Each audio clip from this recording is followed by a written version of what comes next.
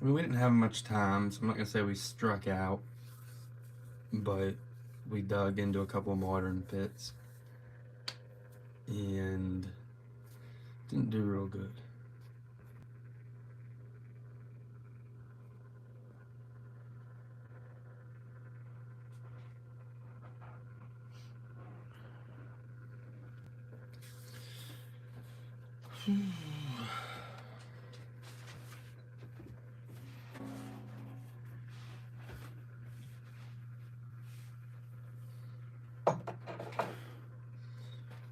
$7.07. Better get. All right, guys. Here, we're gonna get a few more people in the lobby, and then we'll do a lag check. What's up, Arnie? What's up, Grayson?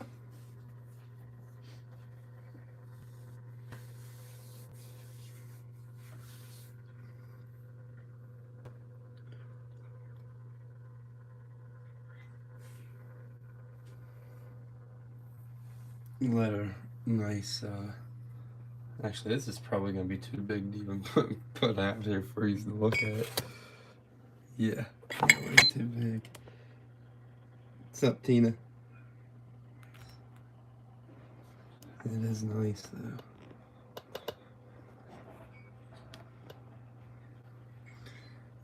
These are nice. Look at that panel. Big old panel demijohn.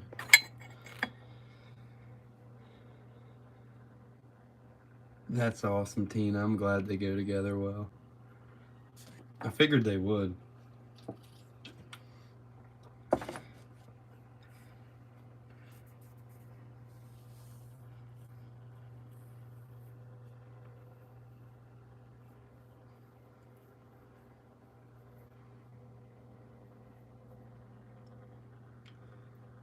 Daggone thing's so big, can't even fit it in the camera view. I think it's a 2 gallon. Little 2 gallon demijohn. 1840s, 1850s, Tina. I'm leaning more so on the 1840s side due to the little sticky panel there.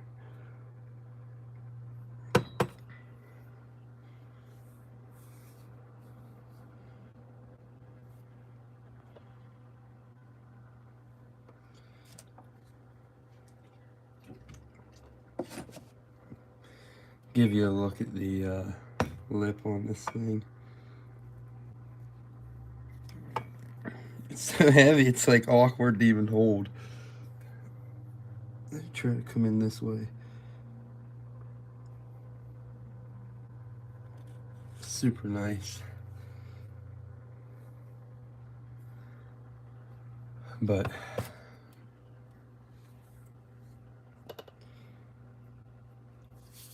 Lisa's just putting something up while we wait for enough people to do a lag check and continue on with the auction.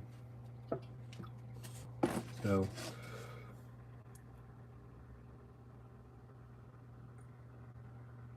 I'm sure it probably was wrapped. This may have even been one that I bought wrapped and took the wicker off of it because I saw it was paneled.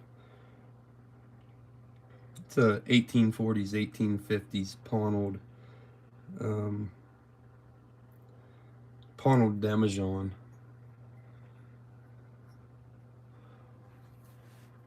It's a big 2 gallon. I'd honestly be afraid to ship it.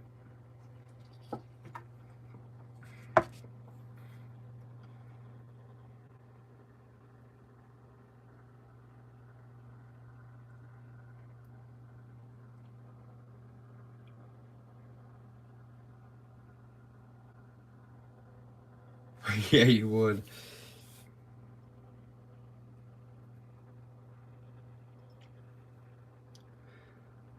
Tina, I think they're 1880s. Pretty sure they're 1880s. Late 1880s. Early 1890s. They got a little bit of age to them.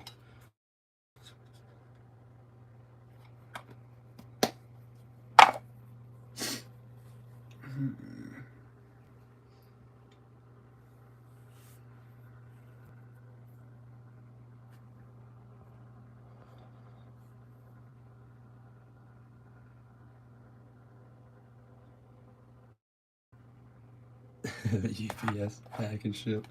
I don't know.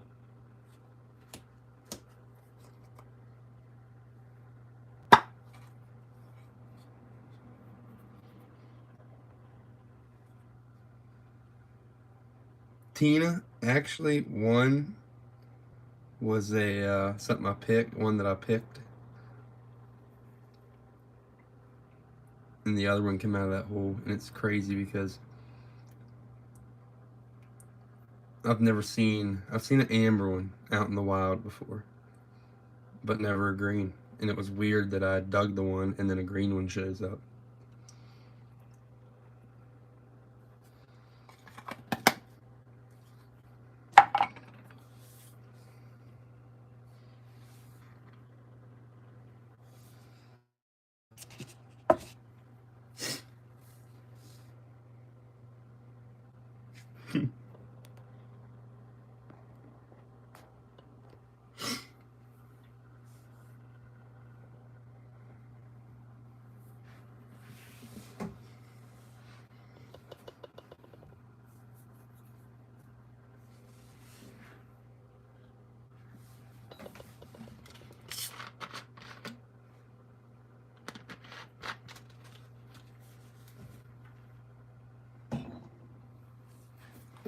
I'll be right back, guys.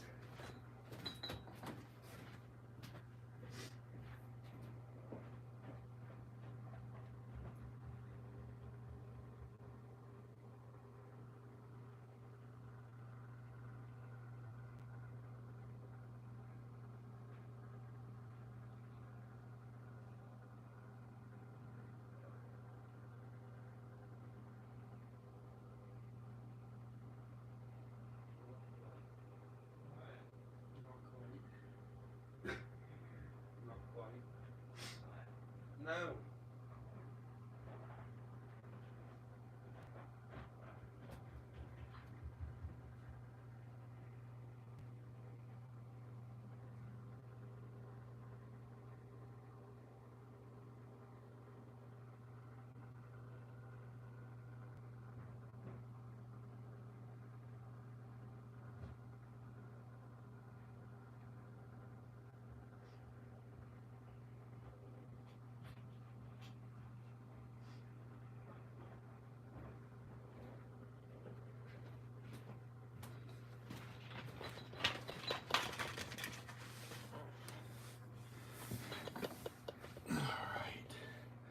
So we will do a show and tell, actually.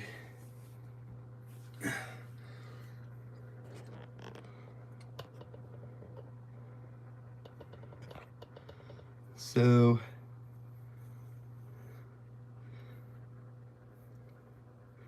that thing is, oh wow, I have a measuring tape somewhere. Just don't.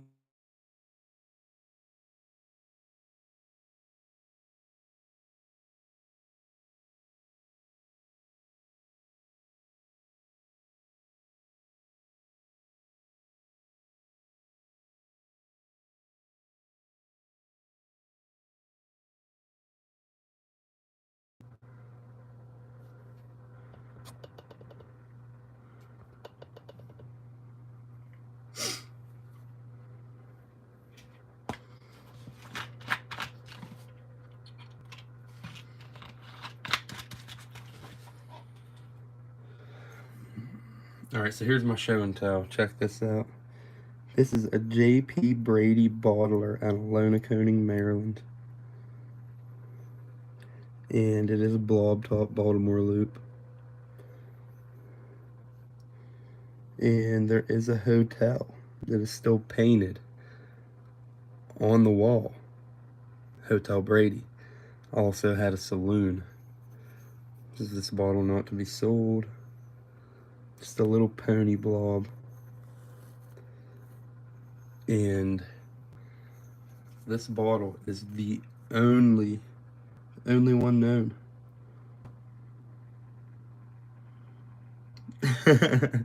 The only one known out of Lonaconing from that hotel. It's a killer. Super rare. hometown bottle. Chris wants it for his birthday.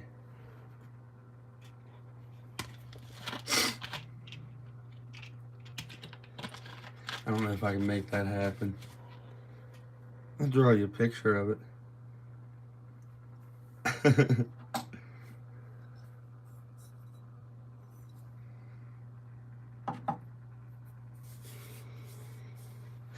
Lee? John, no, I've had it for a while.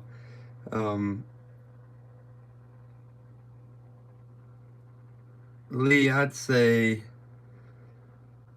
oh, for as rare as some of the bottles that come out of Coney, I'd say it's easily probably a $400 or $500 pony blob.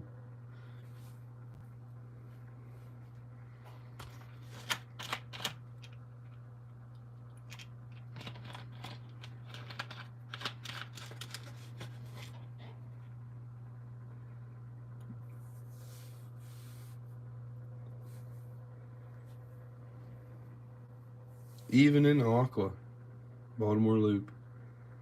Crazy. Some of the, the bottles from here in these little towns are just so hard to find. And then, before we started, hitting outhouses around here, nobody had ever dug them. So a lot of these bottles that, we've pulled up in the past 5, 6, 7 years, nobody's ever seen before.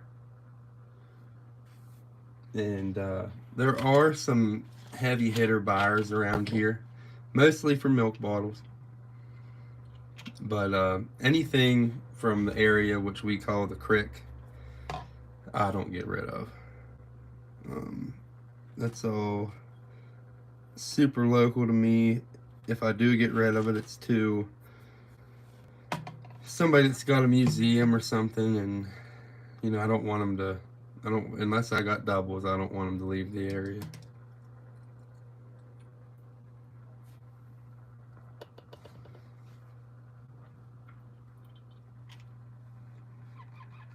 Yeah, Ron, you're good.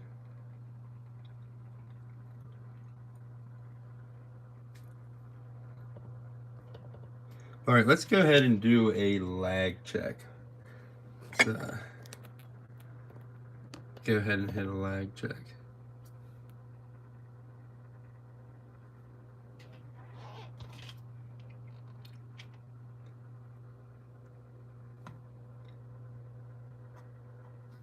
Hold on just a second, guys.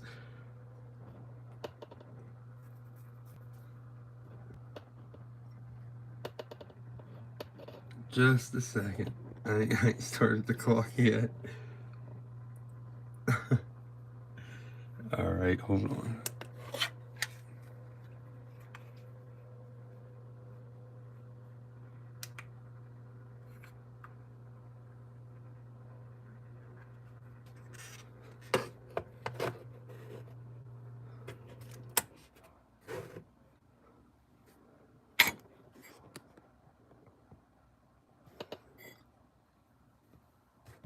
Alright, go ahead, send your lags in.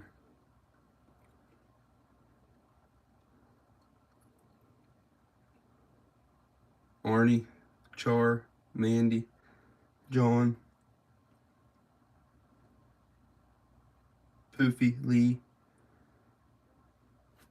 Chris, D-Spud,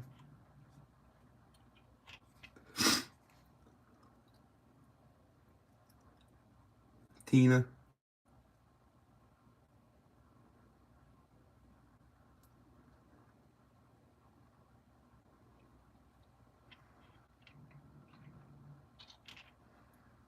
Lisa, Kara,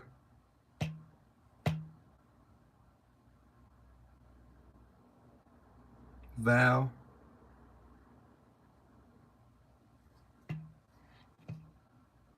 Tina,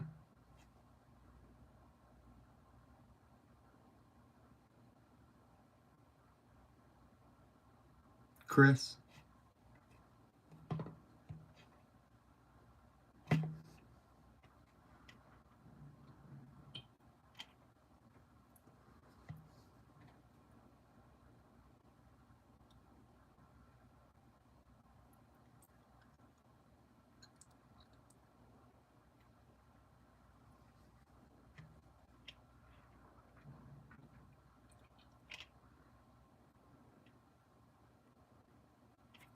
Tina.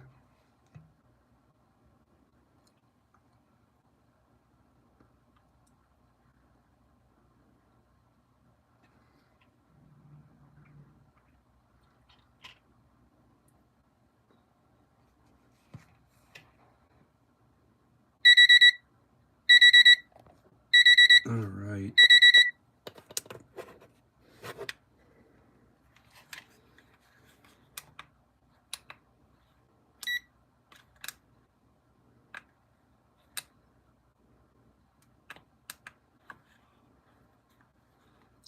Dang, Tina. That's real bad.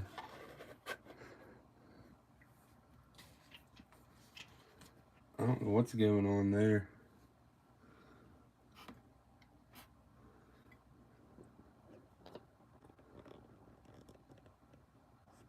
My turntable's so dirty from dirty bottles. All right, let's start. What are we gonna start with?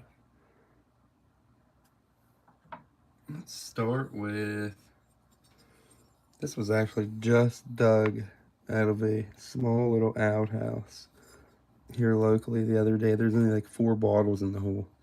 Some really nice broken stuff came out, some nice broken locals, but this is one of the holes that came out. Shiloh's Consumption Cure. S.C. Wells and Company out of Leroy, New York. Kind of has a hay color to the glass. It is blown in mold around 1905. A lot of swirls in the lip. We're gonna go ahead and put a marble on there. Blue and see-through like green.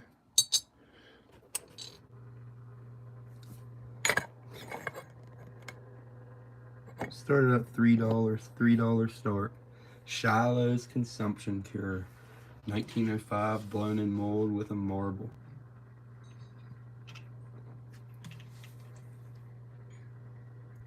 Chris is at 3, need 4.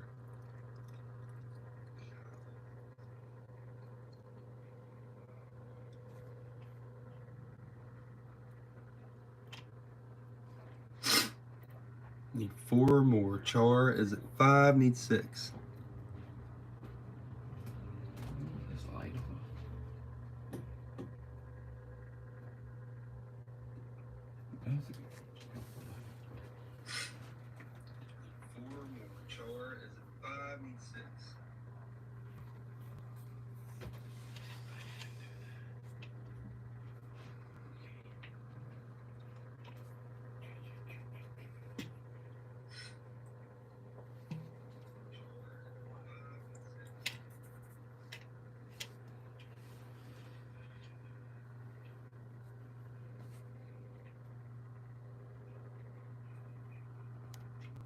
I haven't even started the clock, guys. I'm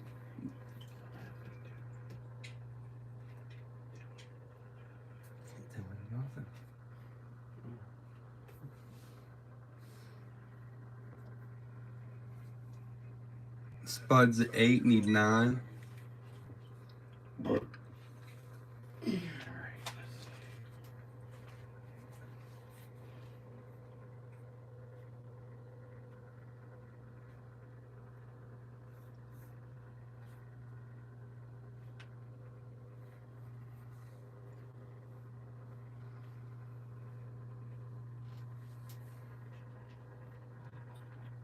So I'm not gonna run super long tonight, guys, because I am attending Shooks Grove tomorrow morning. Me and Chris is gonna go out. Tina's at 10. We're gonna go out, see everybody. There's a bunch of people we ain't seen in a long time. If you're gonna be out there, we will be there. Tina's at 12. 5, 4, 3, 2, 1, 0. That was Char Klaus at 13. Char at 13. You didn't do that. Yeah, I did. Oh, did you?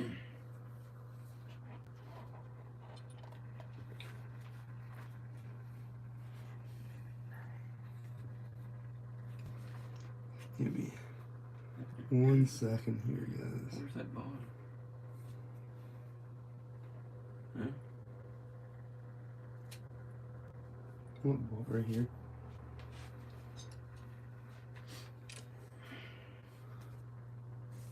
Alright, next. Next we have a little amber, and this says L. Pierre.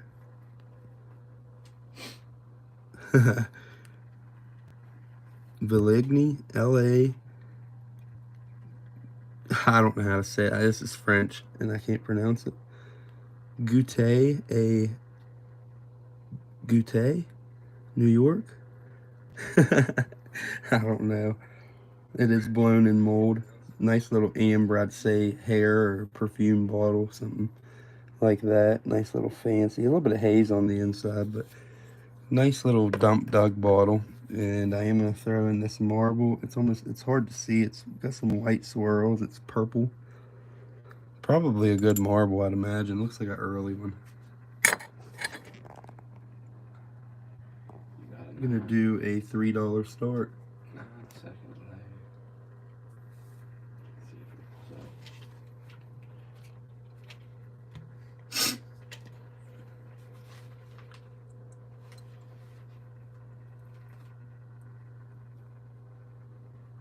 Chris is at 3. Starting the clock.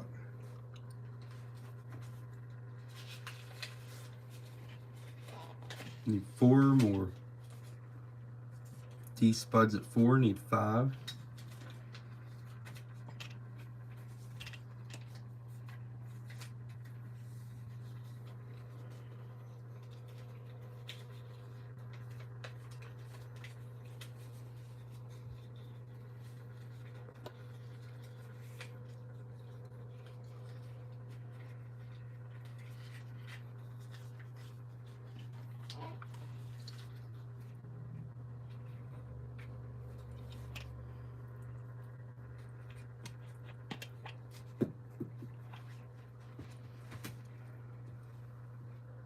Ten seconds on the clock.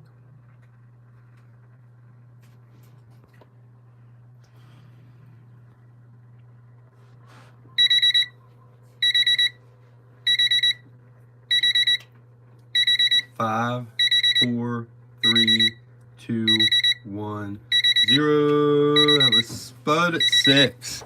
Spud at 6 on a little amber. D Spud killing it again tonight. Alright, next we're going to throw up a big quart. Big quart soda. This is I. Crayon Sons, registered out of Middletown, New York. Big monster quart, I. Crayons. I don't know if I can get it all in the frame. We're going to try. There it is.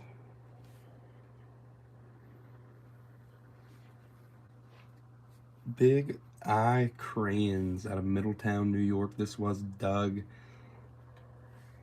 a couple years ago. We went up and dug with Badger and Steam Shovel Steve, and we dug this up in New York.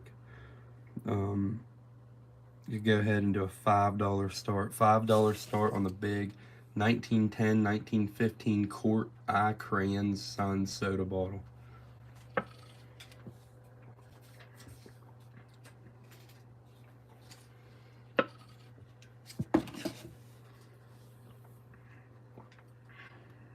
Don't.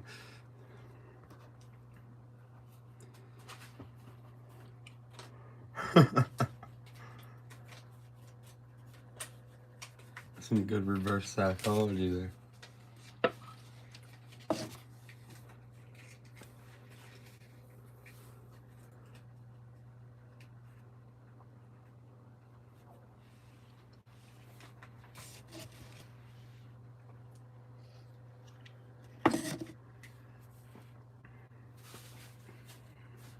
$5 start, Court I. Crayon Sons out of Middletown, New York.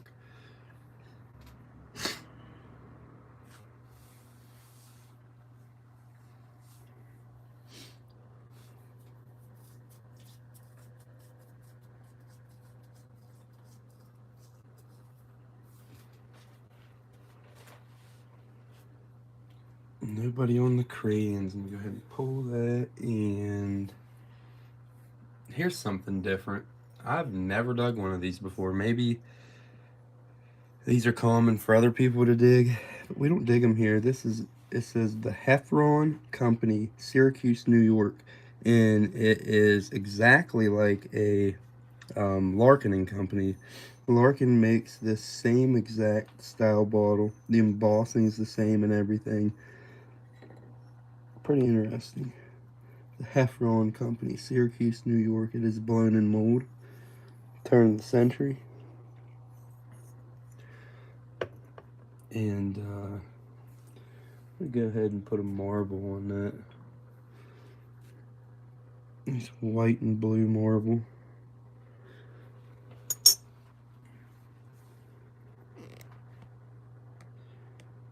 The Heffron Company. Pretty sure there's a Heffron Company still around. We do a $3 start.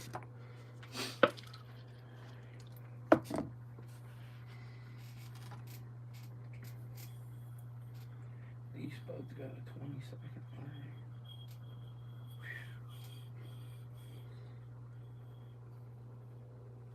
Chris is at 3, starting the clock. The Heffron Company out of Syracuse, New York. This came out of the last privy that was posted on YouTube, the one with probably like 200 bottles in it, I'd say. Thing was absolutely loaded. Yes, Billy does need to work on his cameraman skills. I think he just gets excited. Lee, it's funny you ask that. I have not dug any pits. I do metal detect some. We have a few battles and forts that were around here. I've not dug a pit yet. We have located rifle trenches, however, we think they were dug out because they're pretty dang quiet with the metal detector, which is strange. But we are on lag time. Spuds at 4, need 5. 5, 4, 3, 2, 1, 0. That was D Spud at 6. Sniped it. On the snipe again. Chris, you almost had that one. That was close. You're getting closer for sure. But we were talking about going to a fort, a place they camp, and probing for some of the hut sites. Actually, probably soon. So there might be a video of us digging hut sites very soon. If they're there, I will find them. Next, there it is, the iconic German Brewing Company out of Cumberland, Maryland, with the Nike goddess.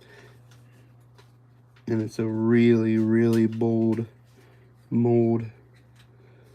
Sometimes she's a little faded away, but you can see a lot of her in this one. Beautiful bottle, nice color.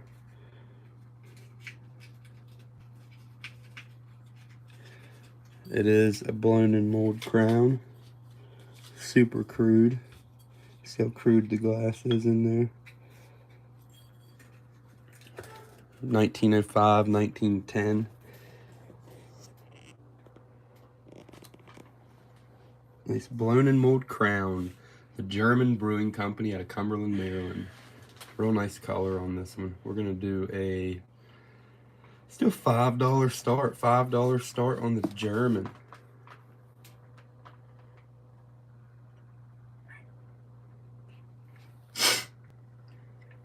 Oh, I bet that's chaotic. Lee's at 5, needs 6. Gonna go ahead and start the clock. I feel for you, working a weekend in the ER. I'm sure you see a lot.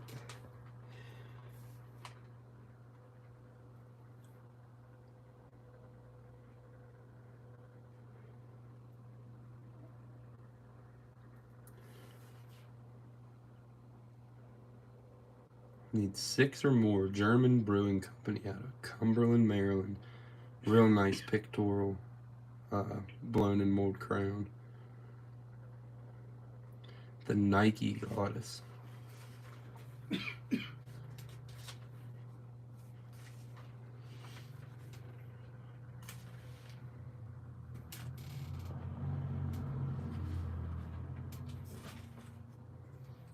No, that's good, Tina. I'm glad to hear that. They're just sitting here.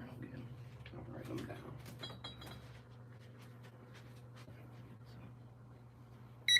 On lag.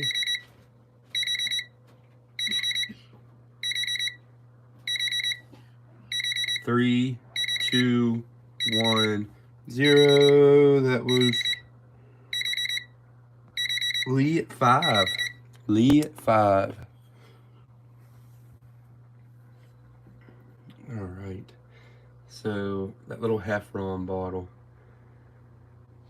There was Larkins coming out of there too, which kind of makes sense, I guess. Here's one of the Larkins that came out.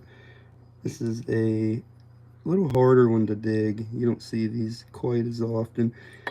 This is it says Larkin Company, and then it has the monogram that kind of looks like a snake out of Buffalo, New York. I've always called them the snake Larkins, because sometimes they look like a snake. But nice like bay rum bottle, little bay rum, blown in mold, turn of the century. Go ahead and put a marble on there with it too. Here we go. Nice purple and white. Some kind of acro. Let's do a $3 start.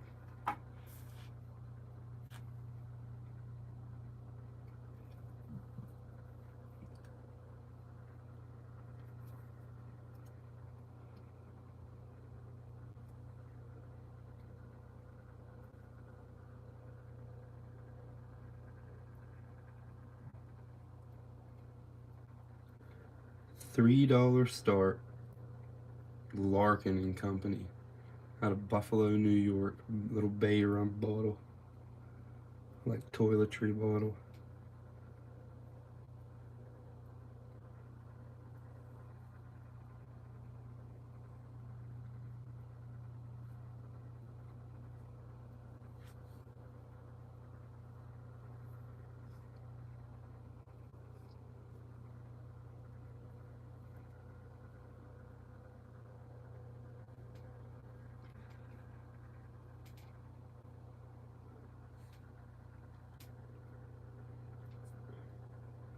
Lee, we dug Lefty Grove's house, and we dug a ancestor of, or a cousin of Albert Einstein's house that he frequented. He frequented through the summer, I want to say. It was like a summer vacation house or something. And what's funny is whenever Lefty Grove lived in the house we dug, he was a child. So it would have been very early 1900s, and we didn't find the older holes. The hole that we dug was like 1920s to 1940s or something like that. And he wouldn't have lived there anymore, unfortunately. And then the house Einstein had went to, that would have been like the 40s, 50s hole. Well, 30s, 40s, 50s hole, because I guess he was coming over here from Germany before the war and visiting them. And we didn't find that pit. We found the old holes in that yard. So yeah, we have, but we haven't gotten bottles from the time frames that they were there. Yeah, Lefty Grove was a famous major league pitcher. And he grew up in our small little town.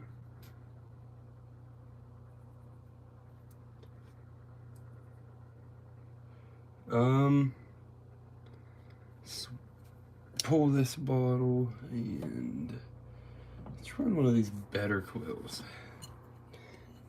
These bottles are super, super pretty. It says Sax Linters, bitter quills. These are imported. See, it is applied lip.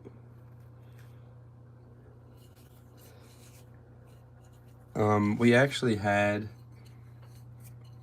the local historical society get a hold of us and ask us if we would come and probe.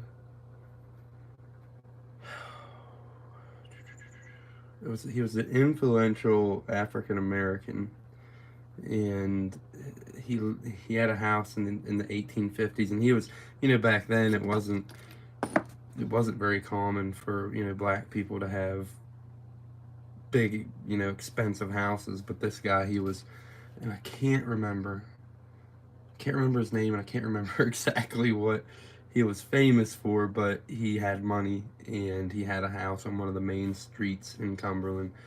And, you know, I looked at this house several times, you know, driving past it, and wanted to dig it. Well, whenever they started digging it, I think they had a backhoe in there at one point, and they ended up getting a hold of us to try to come find the outhouses and trash pits and burn pits and whatever, because the house was supposed to date back to the late 1700s. Well, you know, we told them, anybody that digs privies, it's not easy, and it's never guaranteed. So we told them, you know, 50%, we want 50% of what comes out of the hole. Anything that's tied to this dude, you can have it.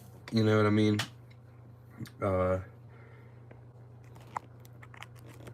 They didn't like that idea, disagreed, and now I'm having my charger's not working, guys. Hopefully I can't tell if it's working or not. Hopefully it is. If it shuts off, if the feed shuts off, my phone died, because I can't tell if it's charging. But anyways, now the backyard's a parking lot. So end result was neither one of us got anything. So, you know, we're not trying to be spiteful or anything when we do that, but privy digging is not easy. You know, a lot of these historical societies and archaeological teams will call us history destroyers. You know, and that's okay, but we're out there doing it.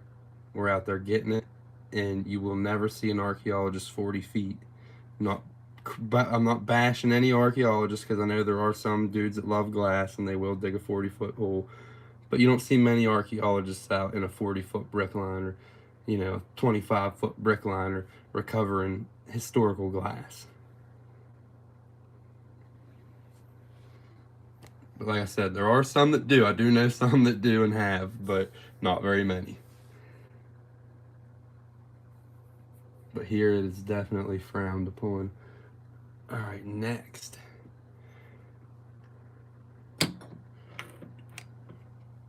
Go ahead and run a local soda. I didn't even run the better quills. We're gonna wait for that. Sitting here telling stories. We're gonna run this Berlin Bottling Works out of Berlin, PA, and this is semi-local. BBW on the base. It says contents 8 ounces. This bottle is registered not to be sold. It is early machine made. Around 1910, I'd say. And Berlin is a little tiny town. Another little like coal mine region. We're gonna start it out at, do an $8 start. $8 start on the Berlin Bottling Works out of Berlin, PA.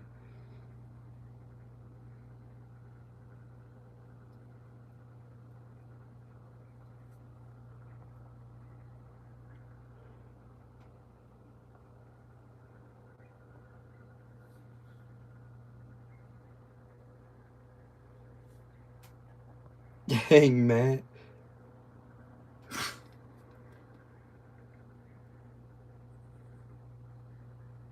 Krista, you're good to bid. I mean, I wouldn't mind you resending your information. That way I got it. But yeah, you're good to bid. Chris is at 8. Need 9 or more.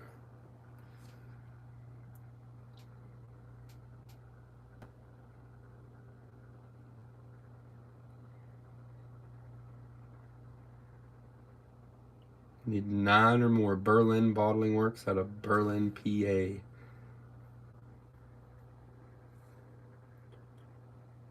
Real clean.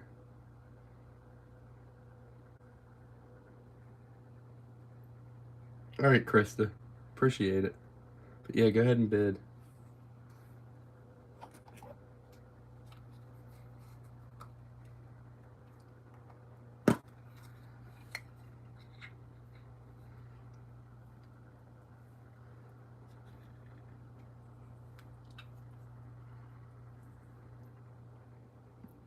Tina's at 9, need 10.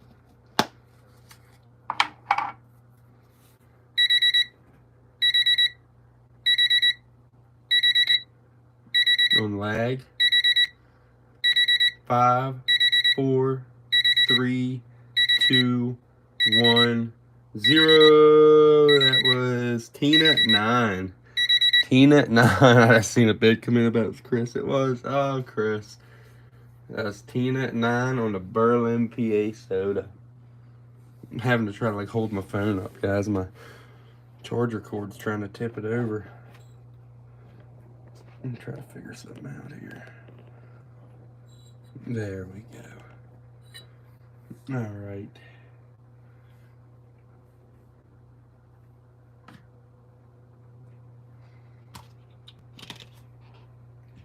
Put that sack cylinders back up. There it is. Real pretty whittled sack cylinders, better quills. Around turn of the century. We're gonna go ahead and do a $3 start on the sack cylinders. These were mineral waters, I'm pretty sure.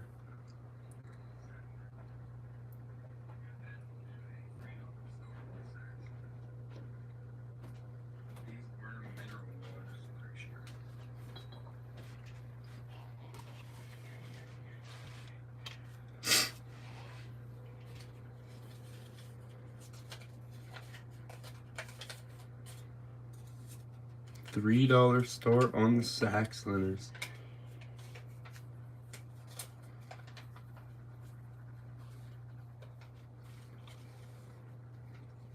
Tina's at 3, need 4. What's up, John?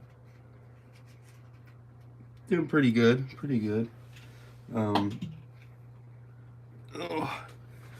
Pretty excited for Shooks tomorrow.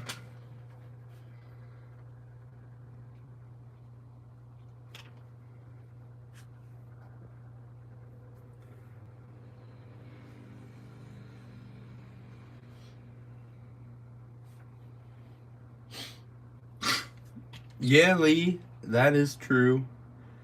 However, it's crazy. Different places are different. I know, like up around New York, a lot of the dudes up that way, up north, are real cool with it. They're sorry about that, Tina. Clock's rolling. They are real happy to see people out there being interested in glass. Because it's one of those things that people kind of neglect, and it was something that was used every day. Back in the 1800s and early 1900s, they didn't have plastic bottles, and a lot of the stuff that we have nowadays, everything was glass, metal. I don't even know how to say it. Gutta percha, stuff like that. But I don't know. Some people understand. Some archaeologists and historical society members are cool. I just know here in Western Maryland they haven't been. On lag. 5, 4, 3, 2, 1, 0. That's Tina at 3. Next.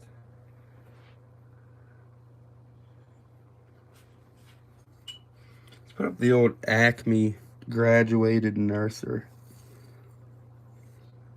Has the measurements. This would have been a nursing bottle. It is blown in mold, 1890s. And it only sits like that. Pretty cool bottle though. Nice little Acme slug plate. You do a $10 start. $10 start on the Nurser.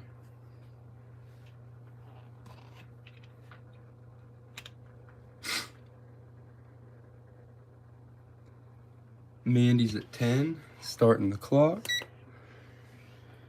Need 11 or more. Nice little blown in mold baby bottle.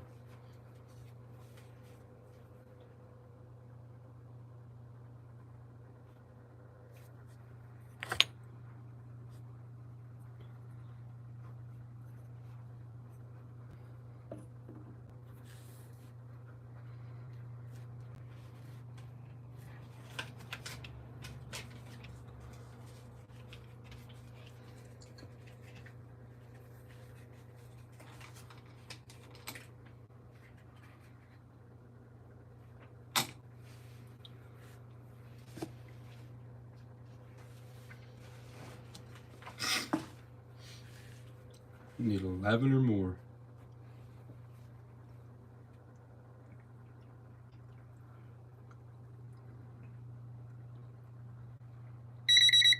John, 5, 4, 3, 2, 1, 0. That was Ron Mooneyham at 13.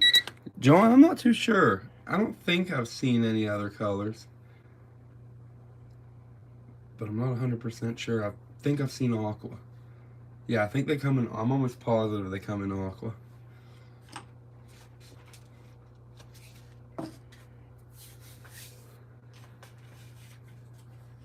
Alright.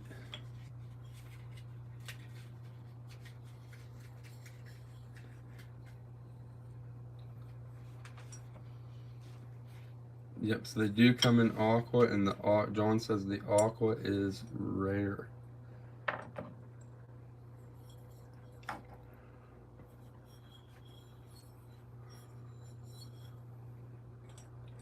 gonna do a little combo here. I'm gonna do a little Hires root beer. Tons of little seed bubbles in it. Nice blown in mold Hires root beer. It says makes 5 gallons of a delicious drink. Manufactured by the Charles E. Hires Company, Philadelphia, PA, USA. Loaded with seed bubbles. I don't know if you guys can see that, but just loaded with them. It's bottle number 1, then bottle number 2 is a Dr. King's new discovery for consumption. Out of Chicago. H.E. Buckland and Company. It is blown in mold around 1905, 1910.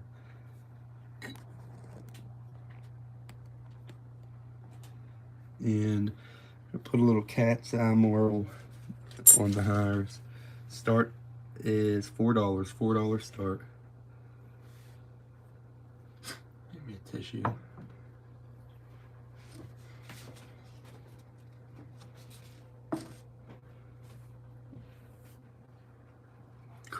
Char's at 4, starting the clock. John's at 5. Spuds need 5 on that spud, or 6 or more. Spuds at 6, need 7. Oh. Sorry about that, guys. That felt amazing.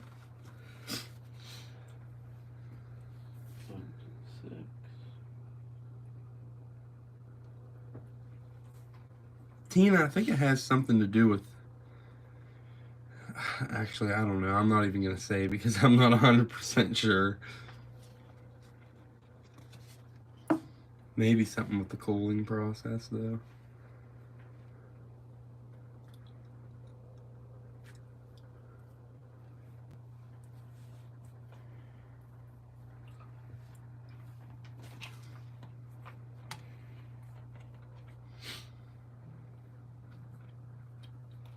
Char's at 11.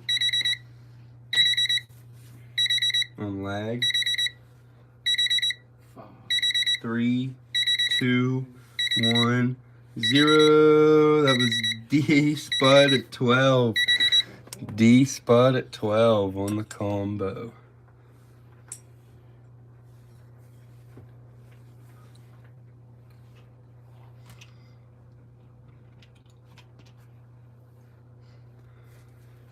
All right. Next. Yeah, them two. We're going to go ahead and run another combo. And, oh, we got a nice vitro in this one. There's a real nice vitro in this. Bottle number 1. These are really cool bottles. Fun to dig. Neat embossing on them. This is a Chamberlain's Colic Cholera Remedy. No. Chamberlain's Colic, Cholera, and Diarrhea Remedy. I can't forget the diarrhea. It's from Des Moines, Iowa. It says, or Des Moines, Iowa, and then Chamberlain Manufacturing Company. Nice little blown in mold, turn of the century Chamberlains. Oh, the balls are pretty tough. And then for the second bottle, we have an 1880s looking Compound Magic Oil Liniment. SB Goffs out of Camden, New Jersey. Kind of a light aquish green. And here's the vitro. It's almost gold. It's wicked looking. I can guarantee it's early. And you can see it is bigger than a normal size marble. The little red one for the Chamberlains. And the vitro is going to go on the magic bottle. And we're going to do a $10 start.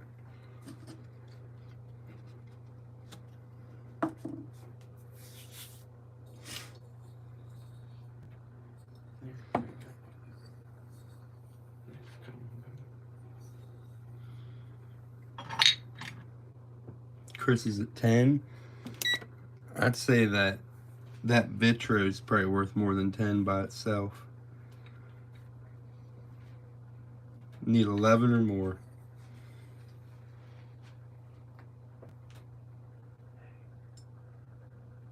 Lee's at 12, need 13. One on PA, hard to get. Somewhere.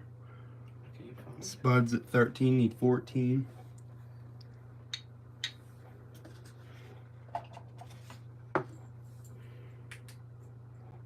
Phew, that's green. That's green. Yeah, but they should be like green.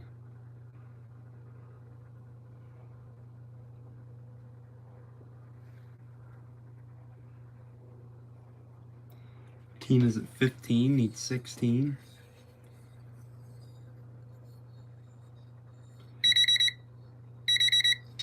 Tina's at 16, needs 17. 6. Chris is at 17, need 18.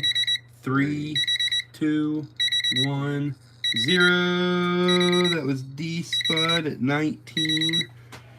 On the snipe again.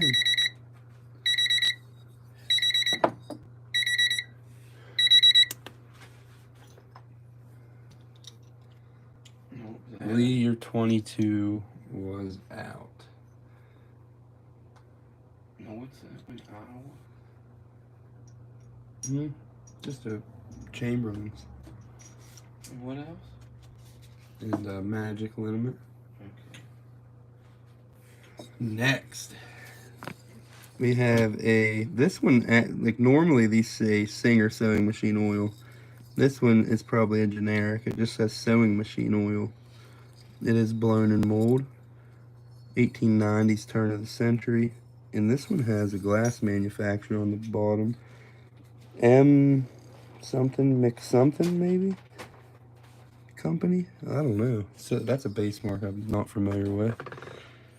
And then a JBL, and this is an earlier JBL. Normally they look different than this. This is a JB Lioness and Company, and I'm pretty sure they're out of Indiana. I could be wrong, but I'm pretty sure. both blown in mold, both around turn of the century, and I'm gonna run marbles onto both of them. Here we go. We got a green and white, and another purple and white swirl. And we're gonna do a $5 start.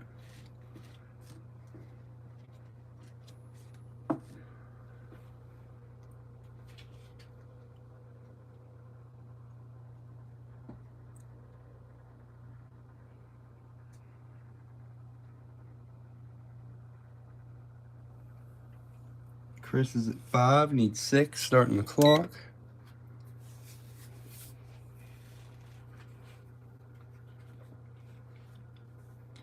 It's 6 or more. The one bottle's even dancing for you.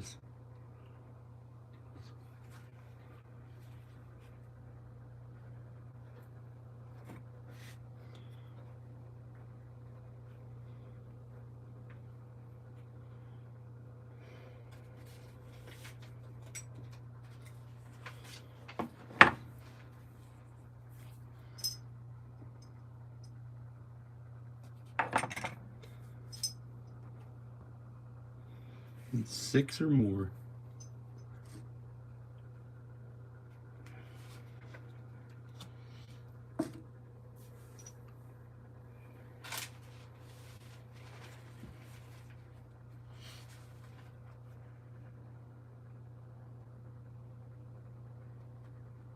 Char's at 10.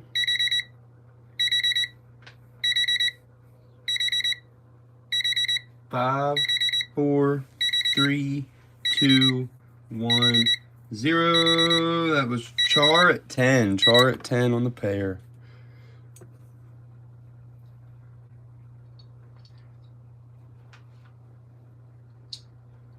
Nice, Char. Next.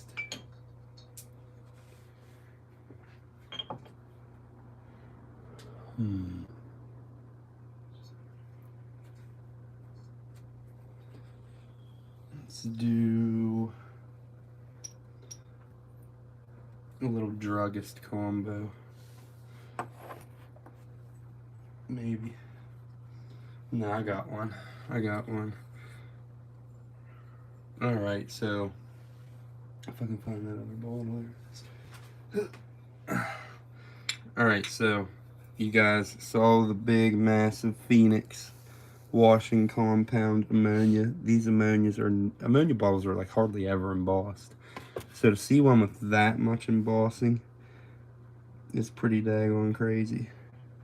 But these are both, you see the Phoenix brand extract with the Phoenix on it. Both of these bottles from the same company.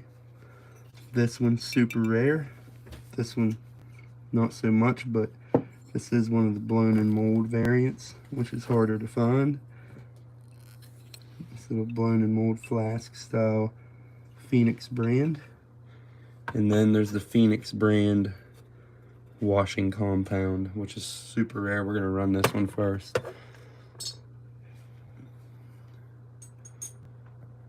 Nice blown in mold Phoenix brand. It says Phoenix brand products, spices, teas, extracts, and etc.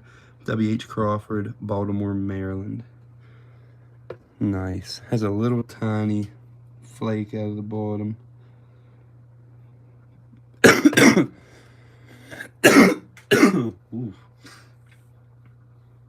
Yep, turn of the century, Tina. We're gonna do let's do a $5 start. Nice little blown in mold Phoenix brand extracts. $5 start. Really nicely embossed little flask style bottle. John's at 5, starting the clock.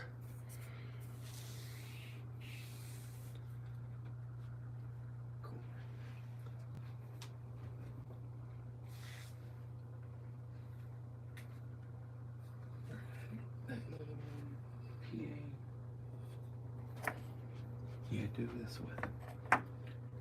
And this one. It's cracked. Huh? Yeah.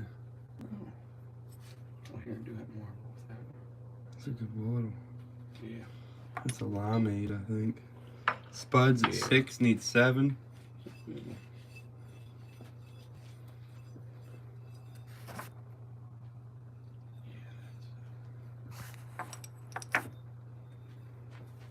Lag Chris.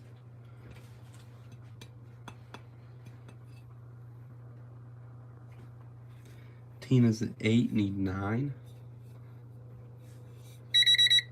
On lag time.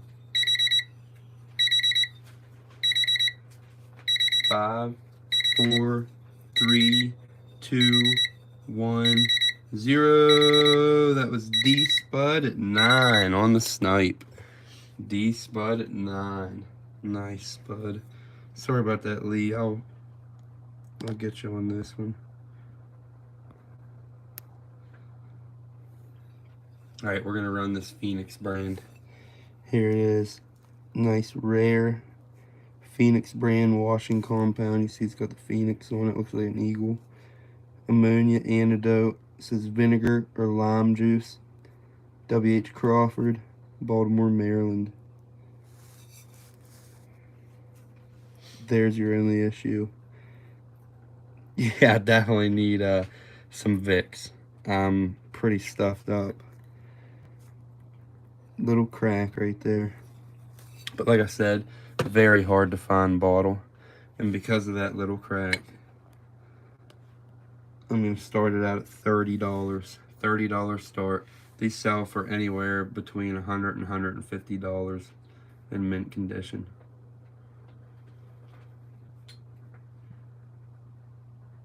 There's 3 that I know of, whole, and I dug all 3 of them. Now, I know a lot of Baltimore collectors, and they said that they don't come up in Baltimore. They said they've dug pieces of them.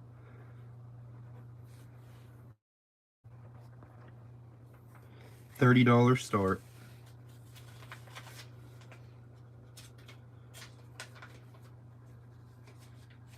Let me see. Did Tina have 9 first? Tina did have 9 first. Oh, did she? Yeah. Okay. Guys, Tina had 9 first on that last bottle. Spud, I'm sorry. I'm sorry, man. Sometimes the comments go up through so fast that it's hard for me to see. I want milk.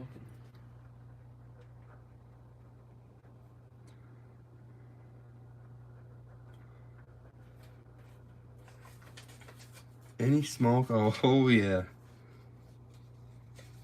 Oh yeah. Definitely got small cobalts tonight. Some real good ones, actually.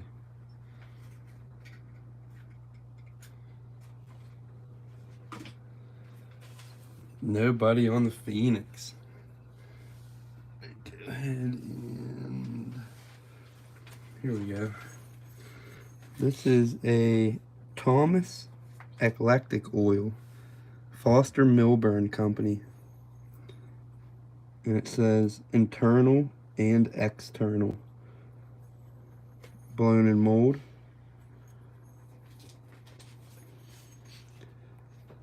Thomas Eclectic Oil.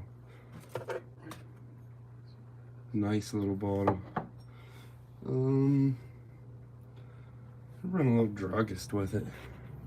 Run this little tiny C.H. Holtzman pharmacist out of Cumberland, Maryland. And this is one of the earlier ones. The earlier ones say W.T. and Company on the bottom. 1890s, turn of the century. Nice little local druggist. And it's tiny.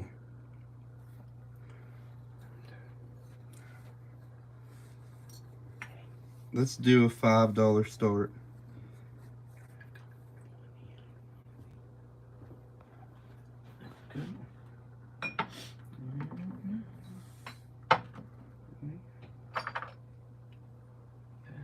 $5 start.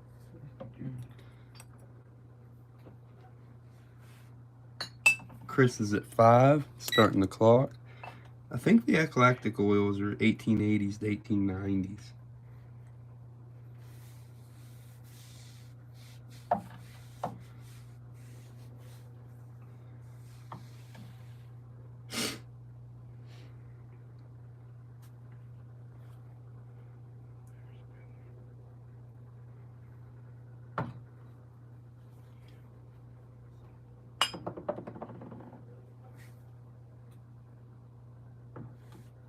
Lag, Chris. Need 6 or more.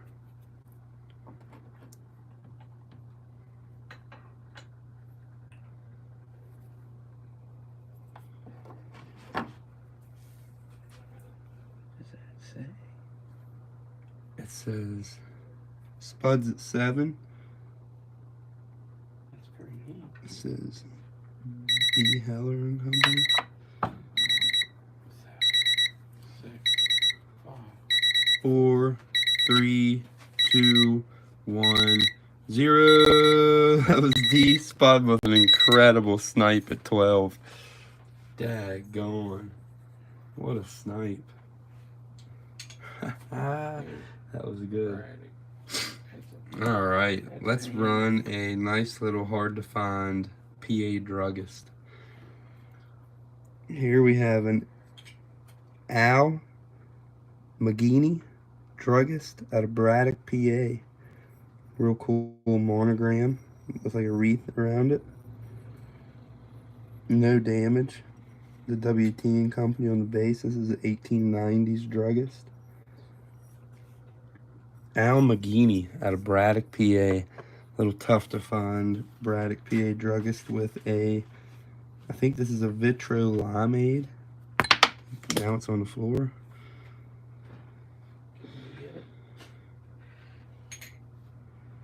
I'm trying to get it. Oh, jeez.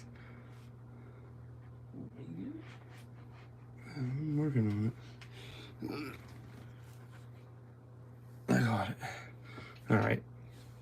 Little Vitro limeade. They are pretty good marbles. This one's actually got amber swirls in it. Pretty cool.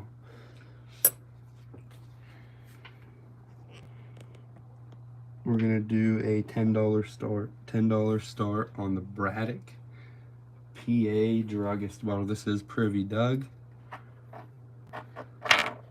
And a tough one to find. Sherry's at 10, starting the clock. Need 11 or more. John's at 11, need 12.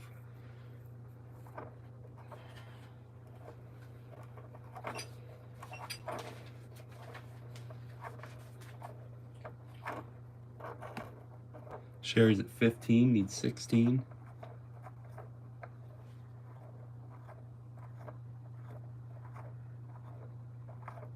Lag Chris.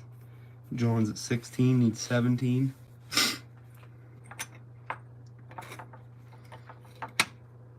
Lag Lee.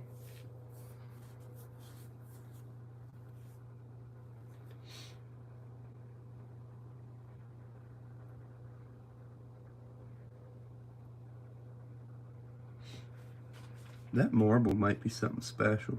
I've never seen a limeade with amber streaks. Chris is at 17, need 18. Sherry's at 20, need 21. 5, 4, 3, 2, 1, 0. That was D Spud at 22.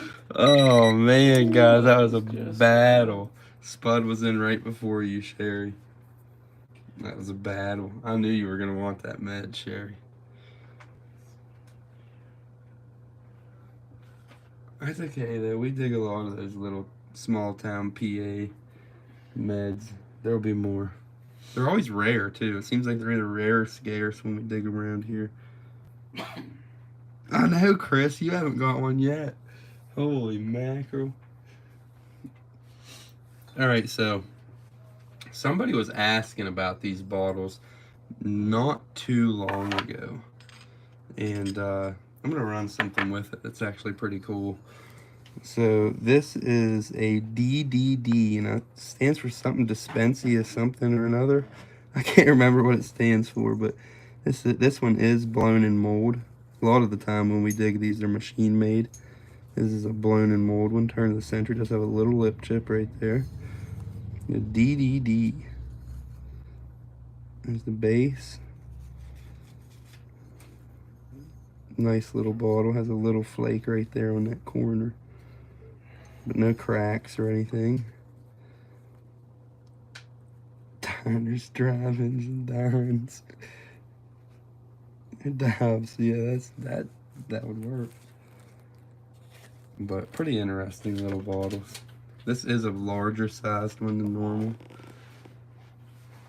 And with it, I'm gonna run this little thing. And it says, I have it upside down. It says B. Halloran Company trademark. Oh gosh, it's so small. It says manufacturing chemists registered Chicago, USA, and that is painted underneath glaze. And this is ceramic, maybe? Or porcelain? And I'd imagine it went on top of a chemist bottle? I have no clue. I don't know what they did with these. We've dug them before. Just have no clue what they are. But they're cool. And I'm gonna go ahead and put that in there with it. And we're gonna do a $5 start.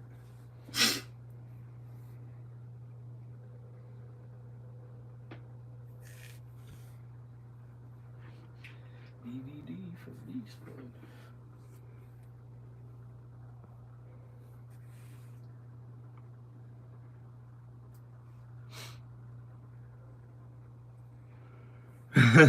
He might be. He might have figured me out. He's out back camping, outbidding.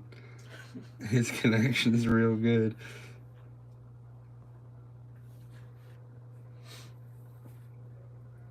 Where's Beast Blood from? I can't remember. That's good. DDD. We don't like to talk about that on the internet. Oh, that's right.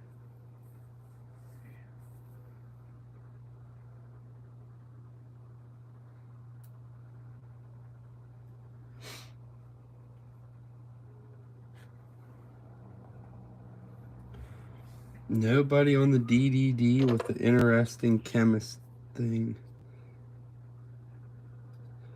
Oh, they're bad, Chris, and they're worse at night. It seems like into night and in the early morning they're terrible. Absolutely terrible. DeHaven's Dispensia Destroyer, there it is. It actually stands for something pretty daggone cool. I'm gonna go ahead and pull it. Who's that? Oh, that's cool. That's cool. I didn't know that.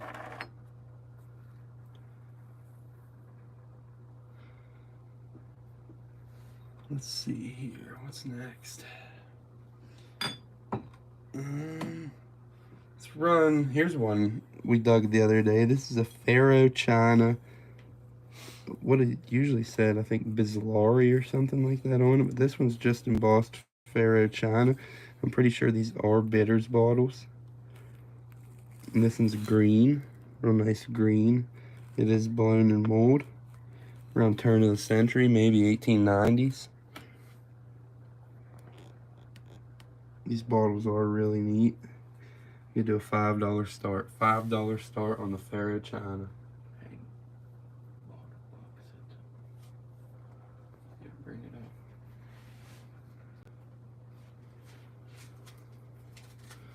Yeah, that is neat. Too bad the cork's not still in it.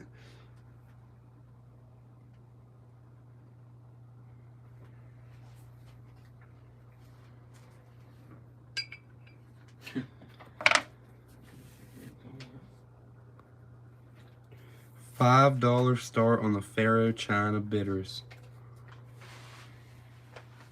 1890s, turn of the century.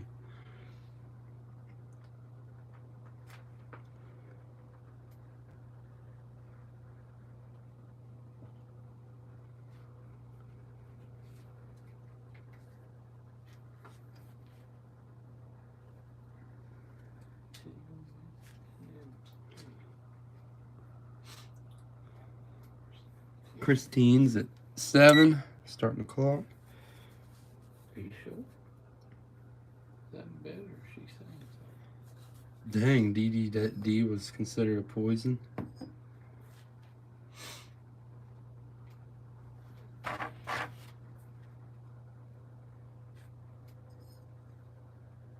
They sell for 34.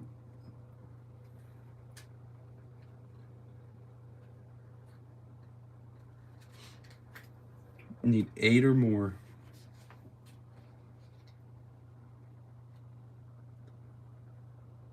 Oh yeah, Lee, we dig them all the time. I normally don't keep them. I normally don't keep my ironstone china or anything like that. Mostly, unless it's fancy or flow or some kind of order pattern, I'll usually leave it.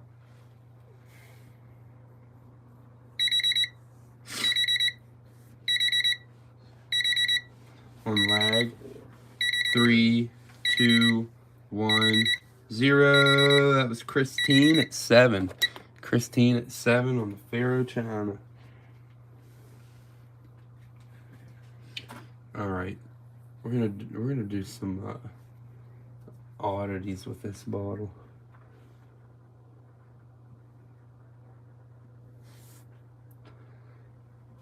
If I can reach it. I'm not breaking 16 things. All right, here we go. This is a recently privy dug. This is a Wyeth and Brothers out of Philadelphia. If you guys have seen the Wyeth with the dose cap, this is the same company, except for like a clear strap side medicine bottle. Wyeth and Brothers out of Philly. This one does have a little lip chip there. You can see. Nice privy dug. I think you guys seen it in the last video.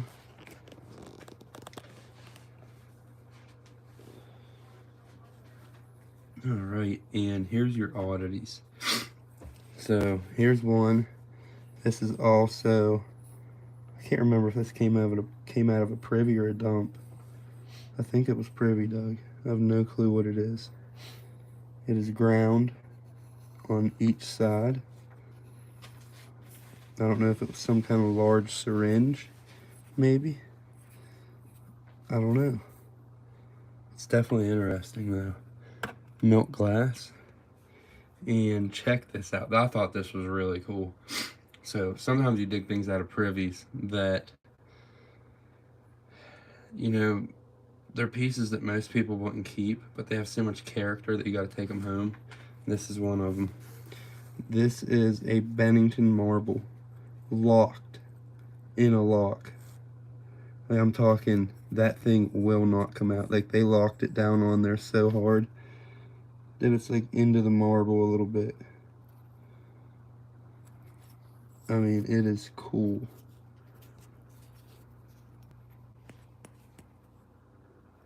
Bennington marble locked inside a little turn of the century lock. Check that out. Come out of a privy, just like that. And we're gonna run that with the bottles. Let's do an $8 start on this one. $8 start.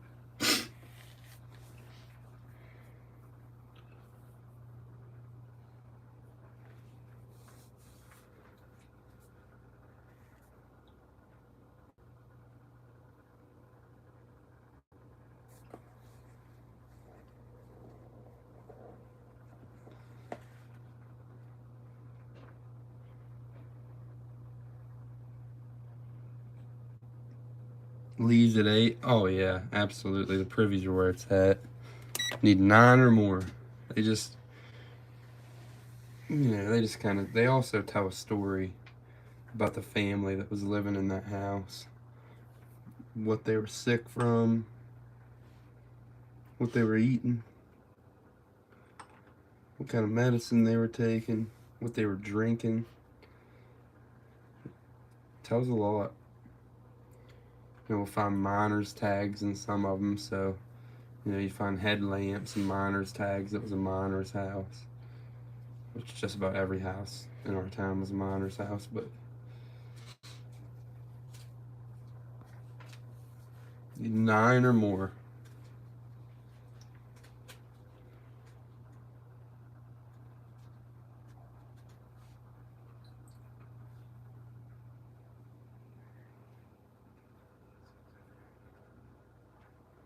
Yes, sir, do.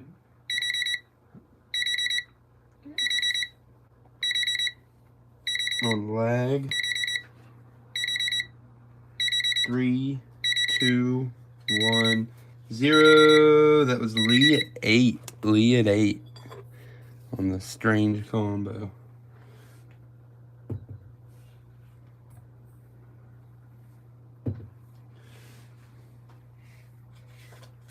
Alright, next. Here we have a earlier Gilbert Brothers. The aqua ones are a little bit earlier than the clear ones. You see us dig. Nice aqua. It says Gilbert Brothers and Company, Baltimore, Maryland. Blown in mold. Nice turn of the century. Even back into the late 1890s. Pretty sure it was a large med, flask style med. We're gonna do a $5 start.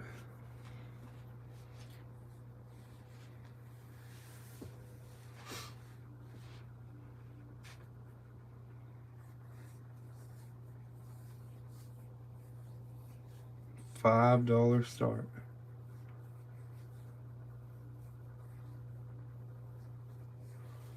Tell you what we'll do. We'll throw 2 pipe bowls in with it. 2 privy dug pipe bowls. $5 start.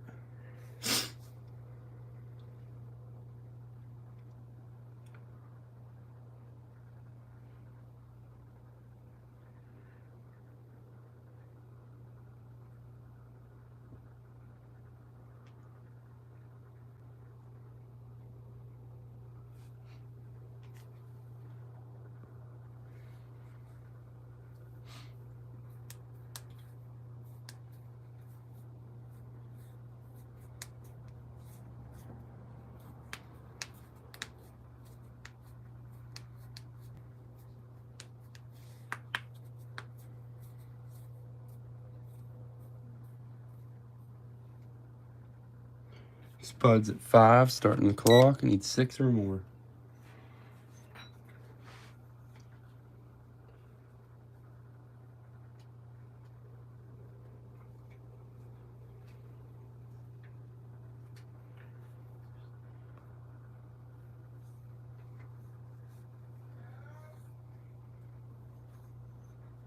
What with the pipe bowls?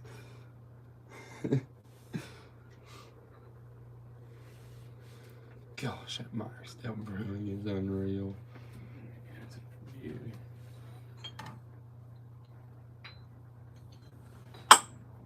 What are you doing? That's twice. Well, was that any more? Yeah. I don't know, it's probably going forever. It's here somewhere. Is this it? Right here.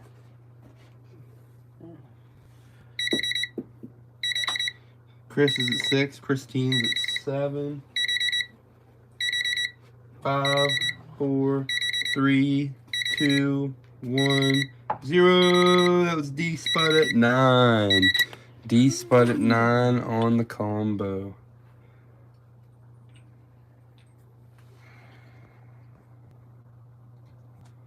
Lee, I do not have any cool pipes tonight, however.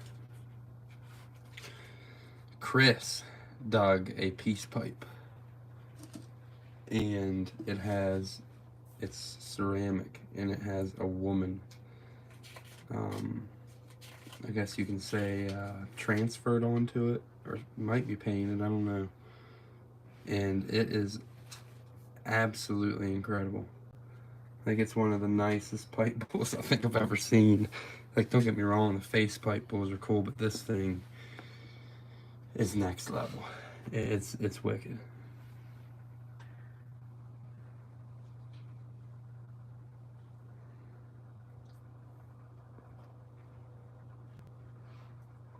you do? Chris dug it. Chris dug that daggone thing too. Right here. That's a toffee. Alright, so here's a good one. Here's a good one, guys. This was just dug out of a railroad dump just the other day. And this is, we will have the video of this up to soon, by the way. Really good dump dig. We were pulling hutches and everything. This is a W.H. Westendorf. It says the Weather Flag Druggist. Now, how strange is that? From Mount Clemens, Michigan. What is this druggist doing in a dump all the way over here? The Weather Flag Druggist. Really, really cool bottle. I talked to my Michigan guy. He's never seen it. He said probably pretty hard to find. It does have somewhere here a little flake right there. Real hard to see. It's not real big. It is blown in mold, turn of the century, and it's a tough one. The Weather Flag Druggist. That's cool. I never thought I'd see a bottle with that on, a druggist bottle with that on it. But we're gonna go ahead and do a $15 start on this one. $15 start on a nice tough Michigan druggist bottle. We're even gonna put I think this is called like a banded something. Here it is, a banded something.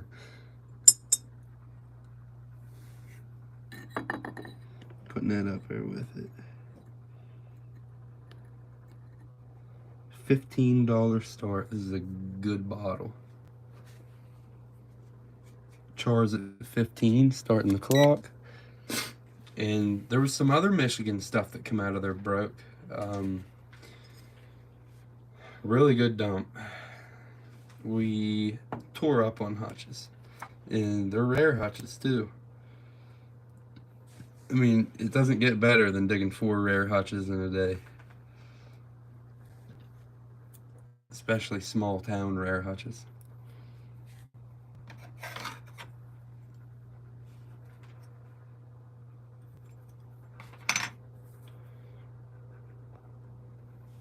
Need 16 or more.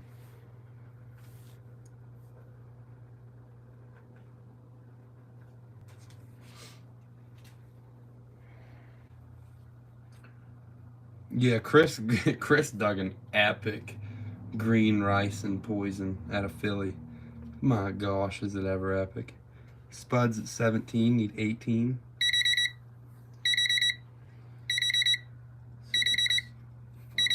5, 4, 3, 2, 1, 0. That was Char at 18. Char at 18 on the nice druggist ball. Why do you keep trying to break everything? I just set the pad down.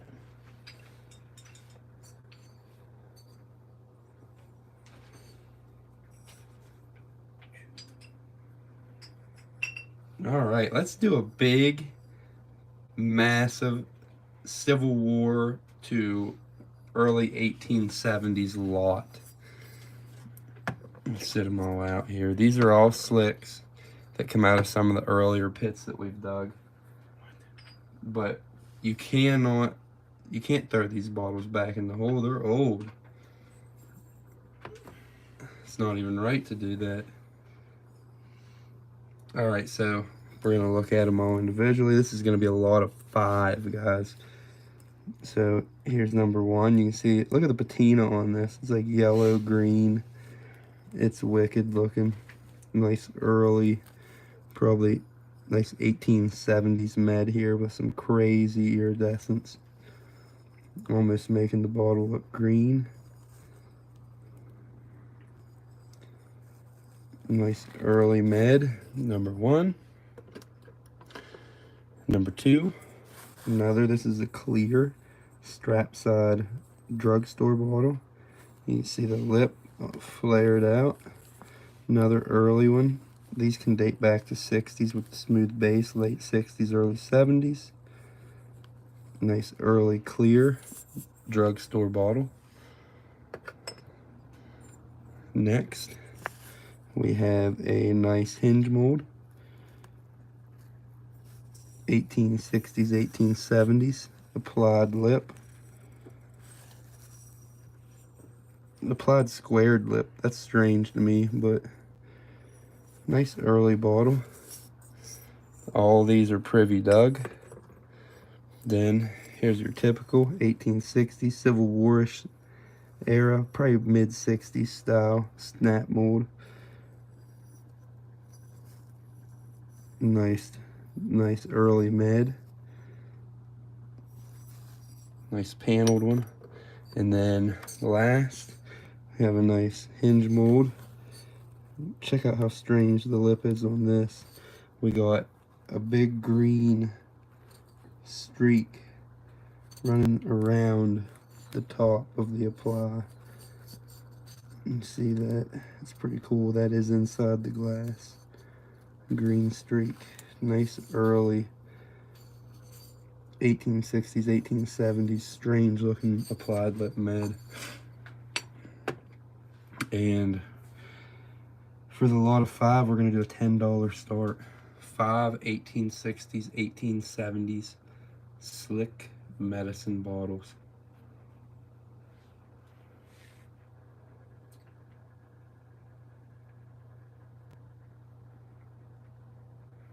John's at 10, starting the clock.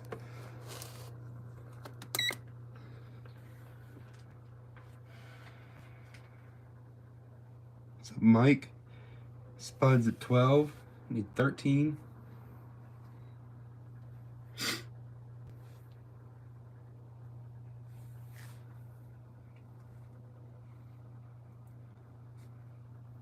Gotta love these earlier bottles. There just isn't anything like them at all. John's at 15, needs 16. I mean, look at how crude they are. They're just different. Spud's at 17, need 18.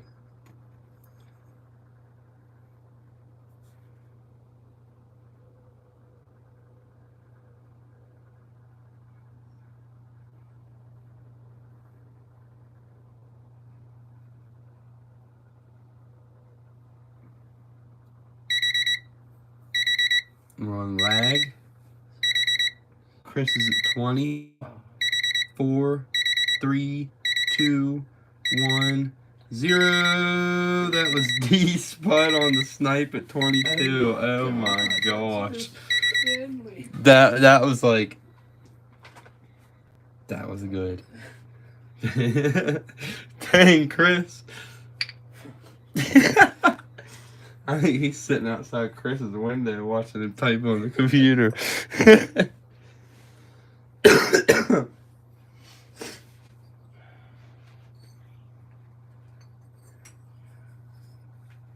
Dang. He got his snipe down.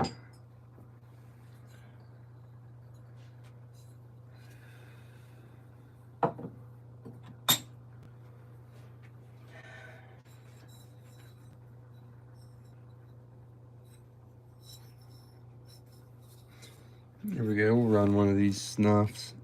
Like I said, I'm like pretty much down to the ones that I'm keeping.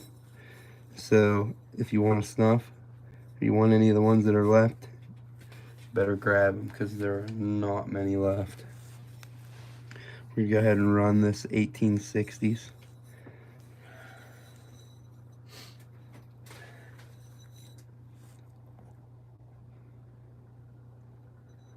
Are you gonna come in and make them, Spud?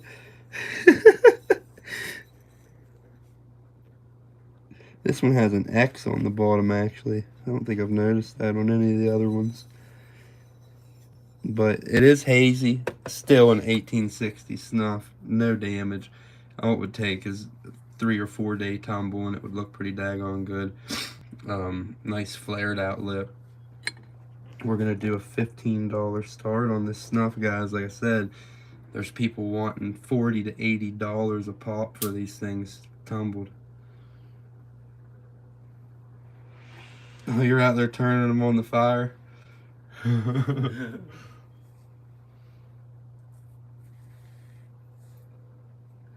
one, add onions and cheese.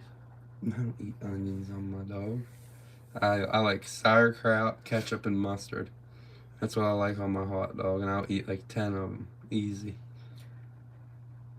Christine's at 17. Starting the clock.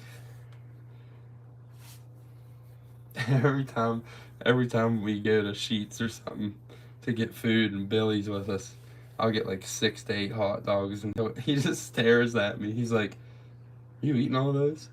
I'm like, "Yeah, I'm gonna eat them all. I'm gonna eat them all in like 5 minutes." These Spuds at 19 need 20.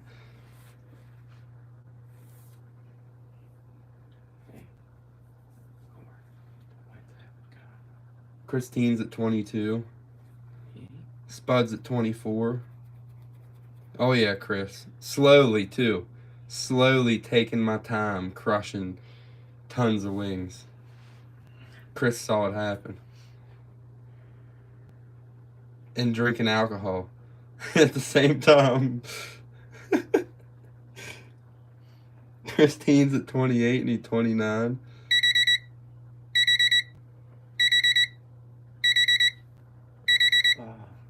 Four, 3, 2, 1, 0. D-Spud. Daggone D-Spud.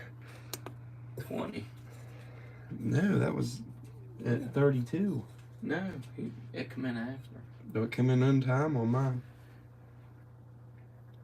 No, he's got 20. That 20's not right. He accidentally put that. Oh. The bid was at 28. And he Oh. bid 32. I don't know where you're getting this 20 at. He did bid 20, but I think that was a mistake. That to Christina was just late. Yeah. His snipe's so down that I don't know if anybody can get him.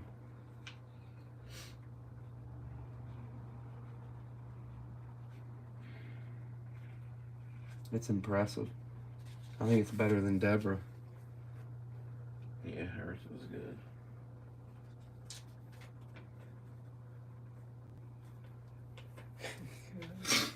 Good D-Spud. Deborah was good, but I don't know if she was as good as D-Spud. That's pretty good.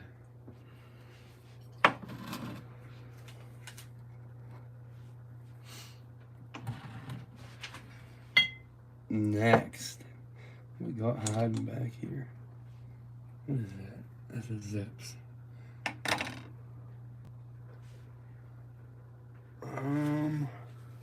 What's this? Oh, what's that? Cumberland Brew. That's that real nice color. I'm gonna run that. Alright, so we dig a good many of these Cumberland Brewing companies. You know, they're local, so we'll pull them out quite often. However, this one is a color that you don't dig quite as often. A shade of amber. Real nice, bright honey. It says Cumberland Brewing Company, Cumberland, Maryland, and it has a keg, little tap on it there. Pretty cool pictorial local beer. It is blown in mold. 1905, 1910. It has a little bit of case wear even around the heel, which I think that's character. Just shows how long this bottle was pushed around.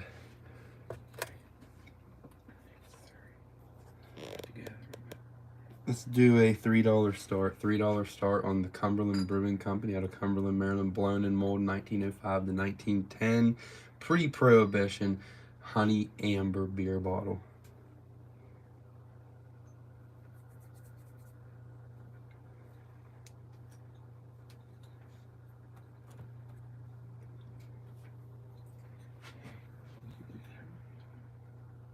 Yeah, I probably will. Do that next. Dug one of them, me and Sean dug a big one of these, broken out of a privy the other day. Did you? Mm-hmm.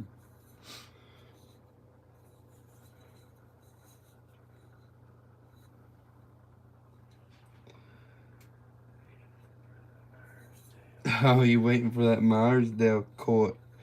Leaves at 3. Starting the clock. Need 4 more. 4 more. Really nice color on this Cumberland beer.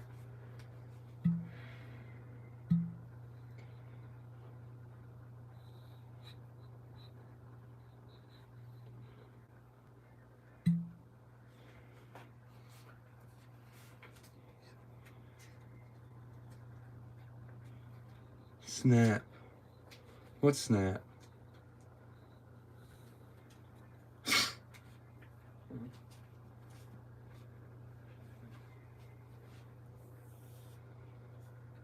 Go down and get the gun. The what? The gun. Oh, man.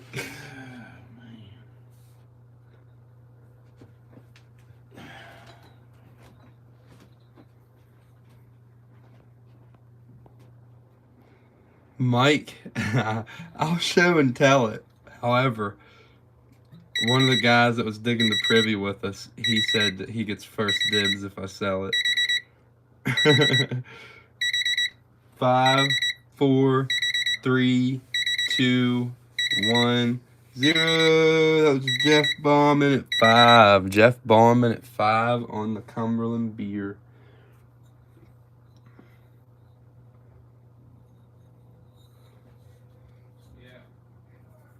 It's not really something he collects, but he, you know, I think he really enjoys the fact that, you know, him being in on the dig and everything, and you know, being there for it being pulled, and the pistol. So I was told that the small pistols are candy containers and the bigger pistols were whiskey nips. They just don't come out whole very often at all. I mean, it's just one of them things that's always broken.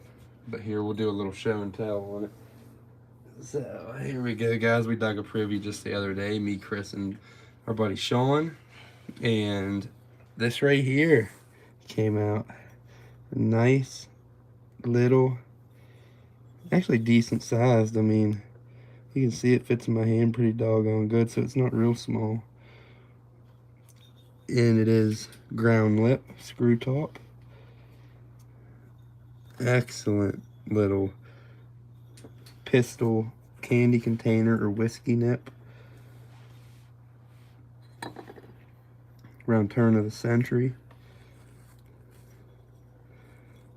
And I would love to run this in the auction, but it might already be spoken for. Really cool though.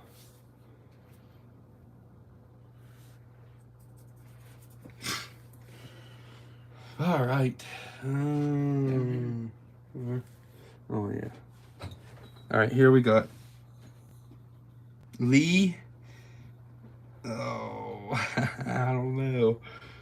I haven't really done much research on it. I can remember years ago seeing them on eBay. There's all kinds of different ones. I know the smaller ones sell for a little less than the bigger ones do. I'm pretty sure they sell for anywhere between $75 and $100. Somewhere around in that price is what they sell for. But here we go. Here we have a pair of nice fancy food bottles, condiment bottles. This is a blown in mold. You can see how crude the blown screw top is. Nice blown in mold ketchup. It would have had a label right there where the ribs don't go down. Real fancy.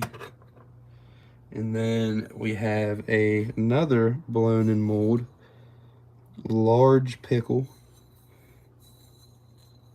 It is embossed on the bottom. It says Crunkshank Brothers and Company from Allegheny, PA. Allegheny, PA condiment bottle.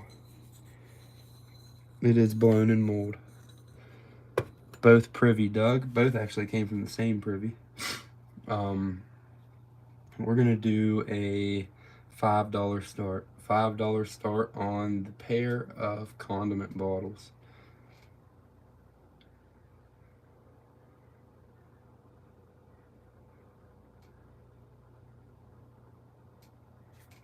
John's at 5, starting the clock. Need 6 or more.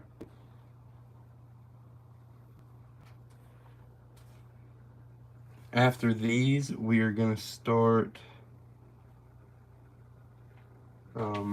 getting into some of the heavy hitters that I have for tonight.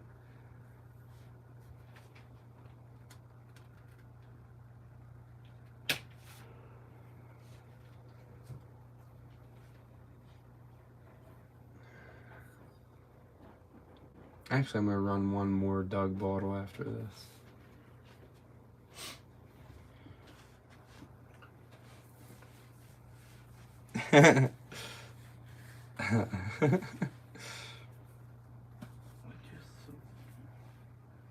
I did say large pickle. Something with the daggone pickle bottles, man. I think you can make a joke. You can make jokes out of pickle bottles, probes. There's a lot. No, I tend to, every time I'm digging, do it. 3, 2, 1, 0. That was John at 5. John at 5. Let's see what John.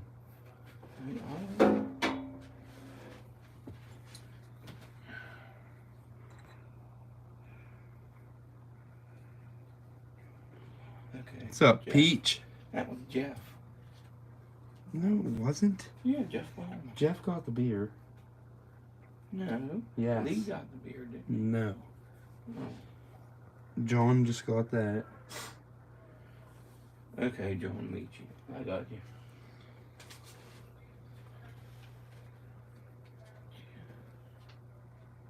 Next.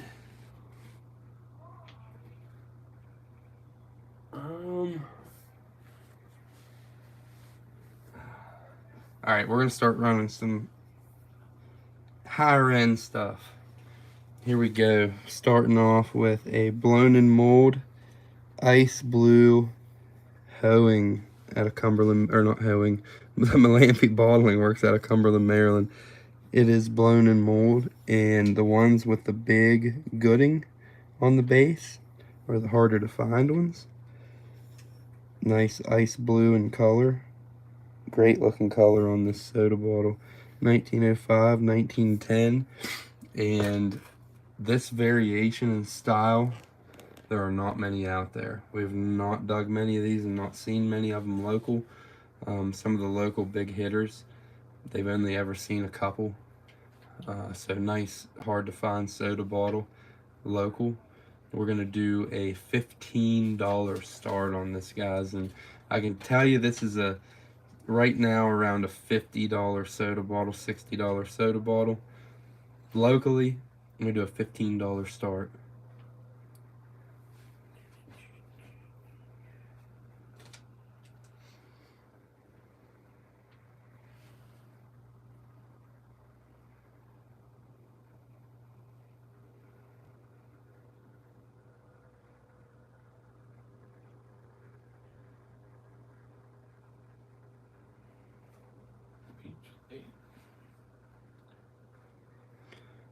Peach, before I can take a bid, I'm gonna need your information.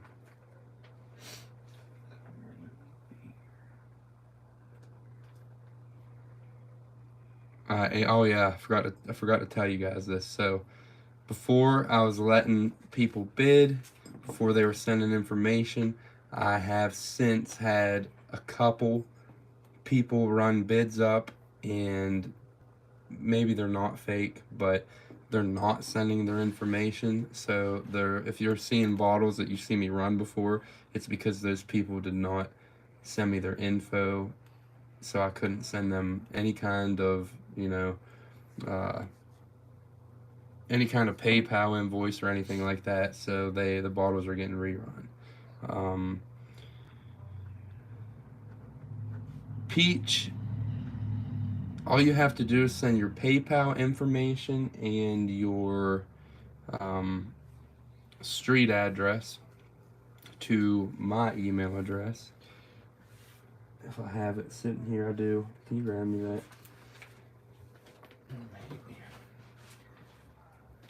hurry up and get this email address here.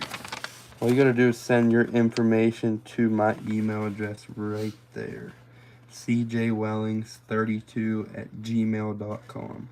And I'll actually get my dad to type it into the comments. That way you can scroll back up if you don't get it here. cjwellings32@gmail.com.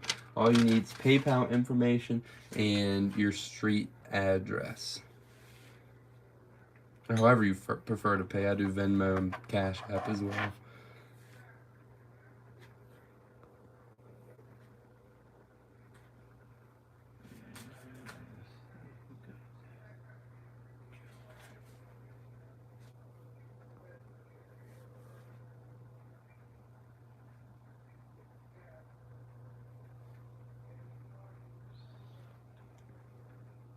I'm going to go ahead and take that down for now.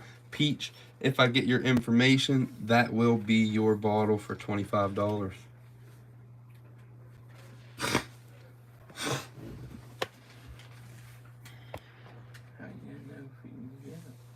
And make sure if your name's going to be different on the email than your YouTube name, just let me know that you're Peach. Alright, next. Alright, here we have, I ran this once before. I don't think too many people knows how tough these knockoff Duffies can be. This is a Meredith's Malt Whiskey. East Liverpool, Ohio, USA. And this is a nice 1890s Duffy's knockoff. So this would have been a competitor to the Duffy's Malt Whiskey. Except for these knockoff bottles are a lot harder to find than the Duffy's. We're going to do a $25 start. $25 start. Corey, can I look on your thing to see if he sent that? Oh, you can't? Mm-mm.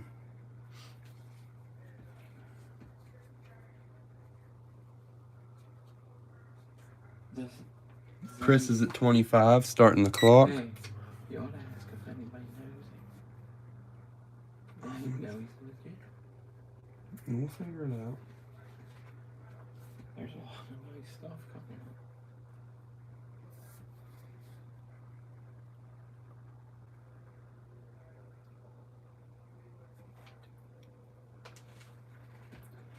Your actual bag? Run this daggone thing down quick. What's that bottle called? A Meredith's Malt Whiskey. Need 26 or more.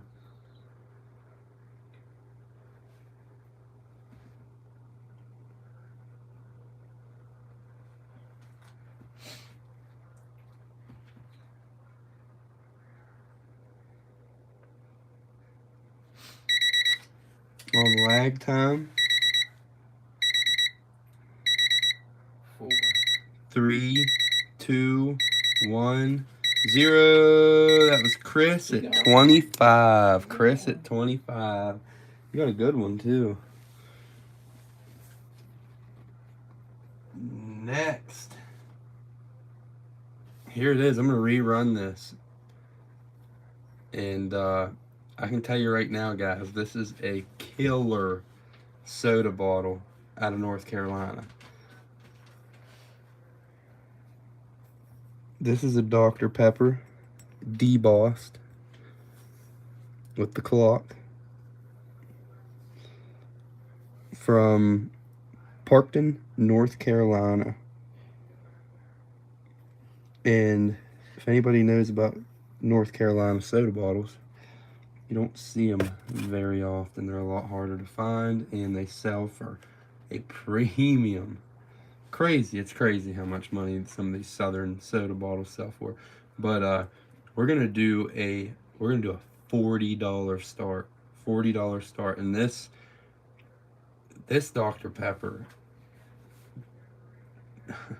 it could be worth hundreds, honestly. Age 1920s.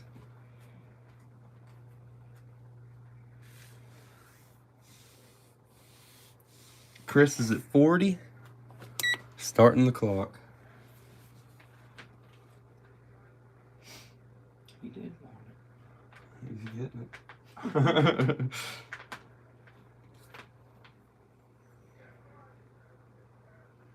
You said that? I'm getting ready to. That's a good one, ain't it? Yeah, it's a good one. Yeah, they're I already have. Wonder how many people have that bottle? How many? About 5.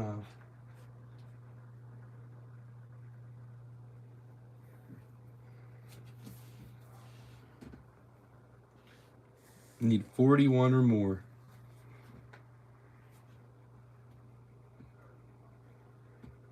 I'm gonna have to check that out, Mike. I could have already seen it.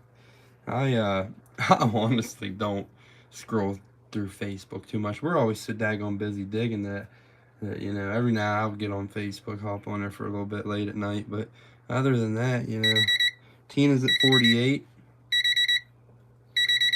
5. 4, 3, 2, 1, 0. That was Tina at 48 on the Dr. Pepper. Nice, Tina. That's a killer bottle. That is a killer bottle.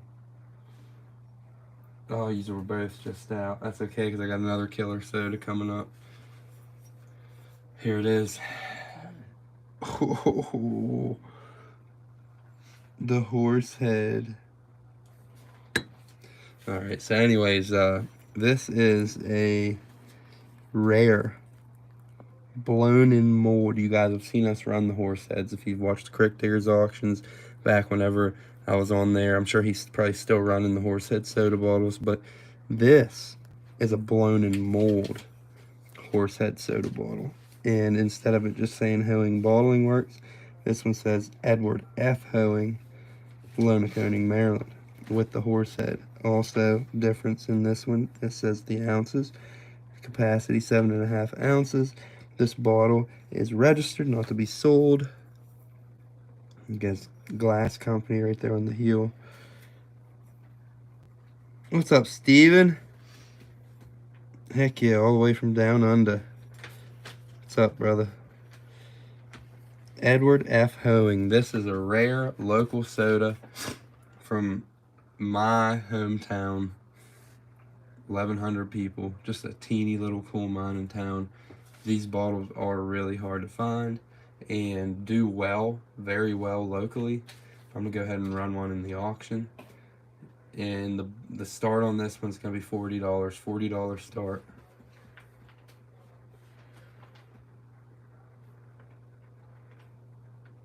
I can tell you that there might be 5 of these known. 5 or 6. There are not many. There are not more than 10. I know that for a fact.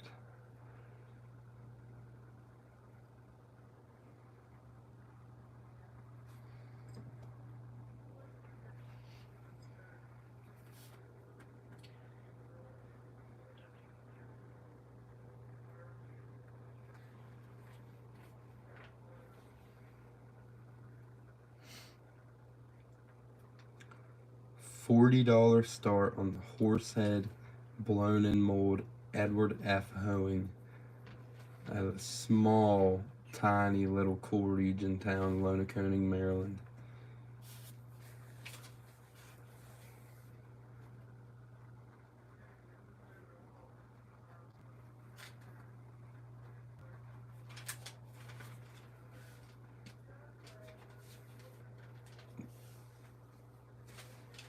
Krista's at 40, starting the clock. Need 41 or more. I'm sure Krista probably remembers some of the other Hoeing bottles that we ran with the horse head that weren't blown in mold. I don't think Travis is that. I know he's got one or two. I've got 2 or 3, but we've done the only ones known, really.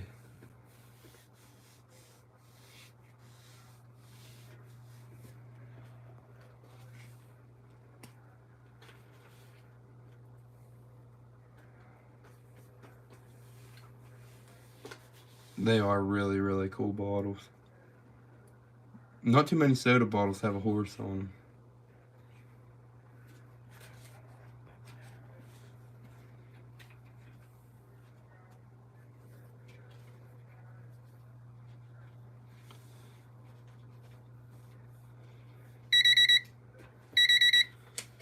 on lag. 5, 4, 3, 2, 1, 0. That was Krista at $40. 40 on the Edward F. Hoeing. That's a nice bot.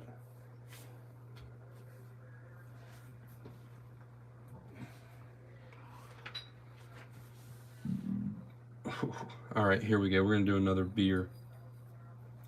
Me and Chris adventured out to the next state over. When I say the next state over, it could be PA, West Virginia, Virginia. We're like right smack dab in the middle of all these different states for all these different bottles. So we're in like prime bottle location, the way I think of it. And a lot of these small coal region towns, they just ain't been touched. Now, lately, we've been absolutely hammering them. We've dug so many outhouses in the past couple months that it's just unreal. And we've about dug a town out in 2 months. We've hit so many permissions, and the ones we haven't dug, they told us no. So, I mean, we're getting it done. But anyways, we traveled out to another area where we get different bottles and dug some really, really nice looking beer bottles. This is a Meyersdale Brewing Company out of Meyersdale, PA. It says contents 12 ounces. And this thing is almost yellow. It's gorgeous. Look at the color on this blown and mold beer. Excellent color. Nice Meyersdale brew. We're gonna do an $8 start on this one. $8 start. Meyersdale Brewing Company out of Meyersdale, Pennsylvania, in a super nice, almost yellow amber.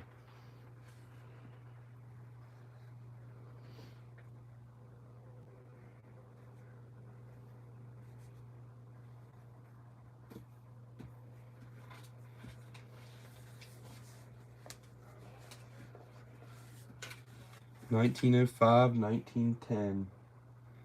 Actually, you know what?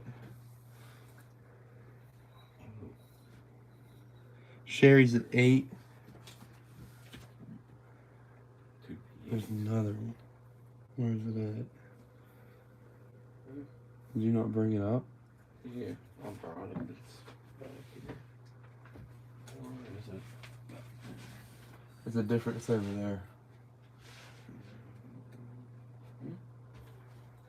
Yeah. I'm actually gonna put up another color with this, guys.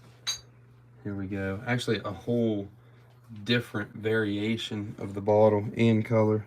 This is another Meyersdale Brewing Company out of Meyersdale, PA. This one is straight shoulder instead of lady's leg. Also blown in mold, same age. Just a different bottling company, I guess, blew the bottle. So we got two different colors there. You can see the difference in the amber and the almost yellow. Yeah, I know, John, because the Pownell pits are just crap. They're crap around here. And don't get me wrong, every now and then we get into a nice one, but most of the time they were so poor back in the Pownell era days that they just didn't have anything to throw in the shitter. But what are we at? 13 with Sherry. Need 14 or more. I'm going to go ahead and start the clock.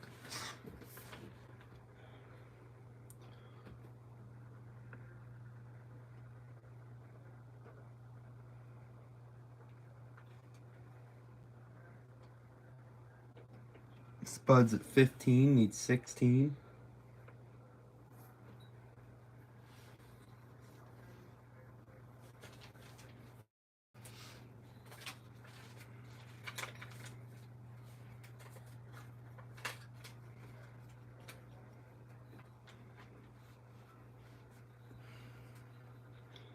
Isn't that cool, Lee? I thought that was really cool too. Billy was gonna throw it back in the hole. I was like, no, there's no way. That's coming home. That's too cool. Spuds at 18 need 19.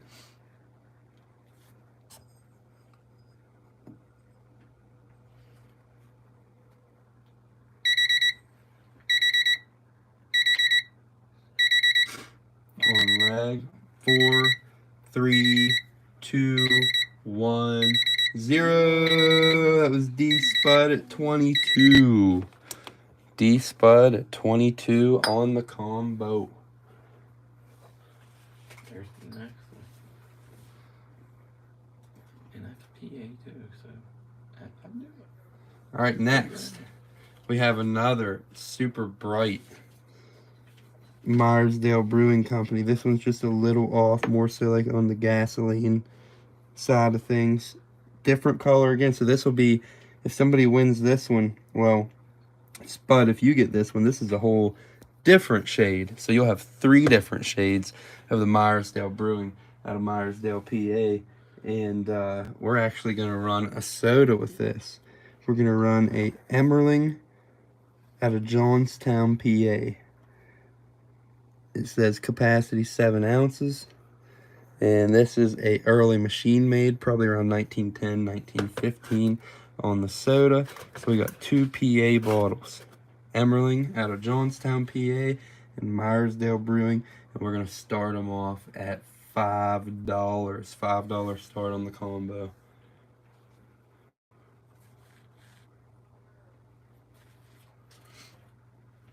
Hey, tell them the next PA's a hammer.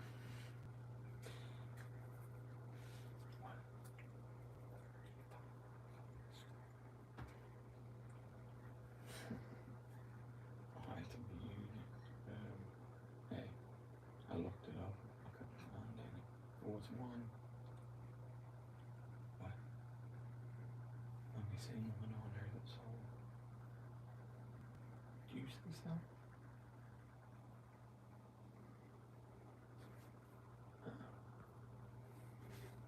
Sherry's at 12. Clock is rolling.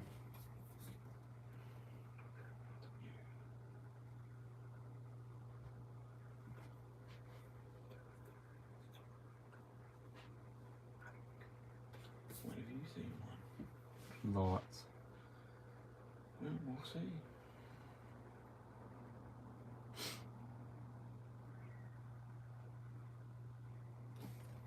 Anybody pick? Yeah, Sherry did. 12. Yeah, it's good. The clock's going. Oh. Okay, here we go.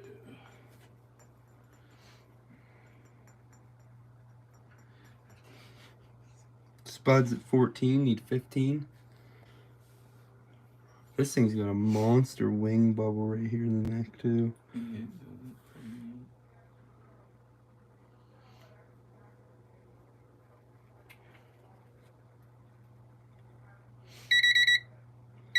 On lag.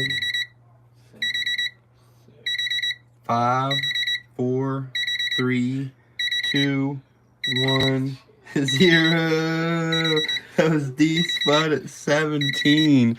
Daggone. He's killing it. All right, next we have a pretty difficult Scranton, PA soda. And this is a green soda bottle. Check this out. This is a JJT, West Side Bottling Works out of Scranton, PA. And this is a green soda bottle from the late teens, early 20s. Nice little green soda bottle. Pretty hard to find out of Scranton. We're going to do a $35 start. $35 start on the green soda bottle. You don't see too many emerald green sodas. Chris is at 35, starting the clock. You need 36 or more.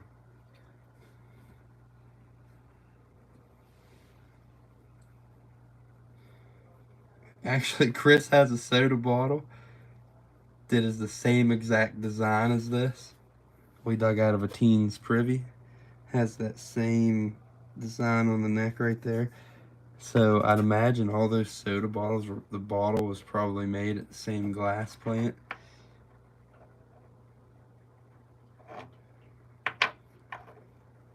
Paper.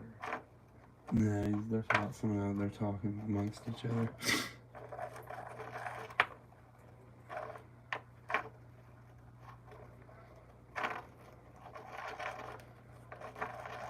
Oh, and if anybody wants to add me to my personal Facebook, if you want to add my personal Facebook account, feel free to do that because it just makes communication so much easier for me on lag time.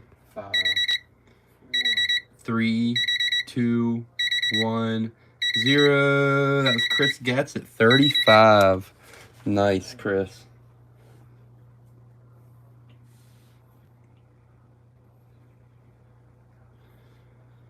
Next, all right, here's an interesting one, and I could have went ahead and busted the rusty cap off of this bottle, but I did not.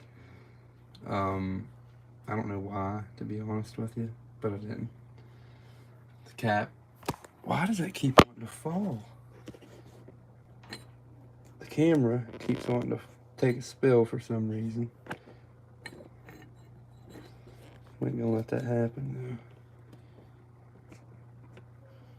now. Alright, so here we go. This is a it's the first time I've ever dug one of these. It's a conjola, and it says Mosby Medicine Company out of Cincinnati, Ohio.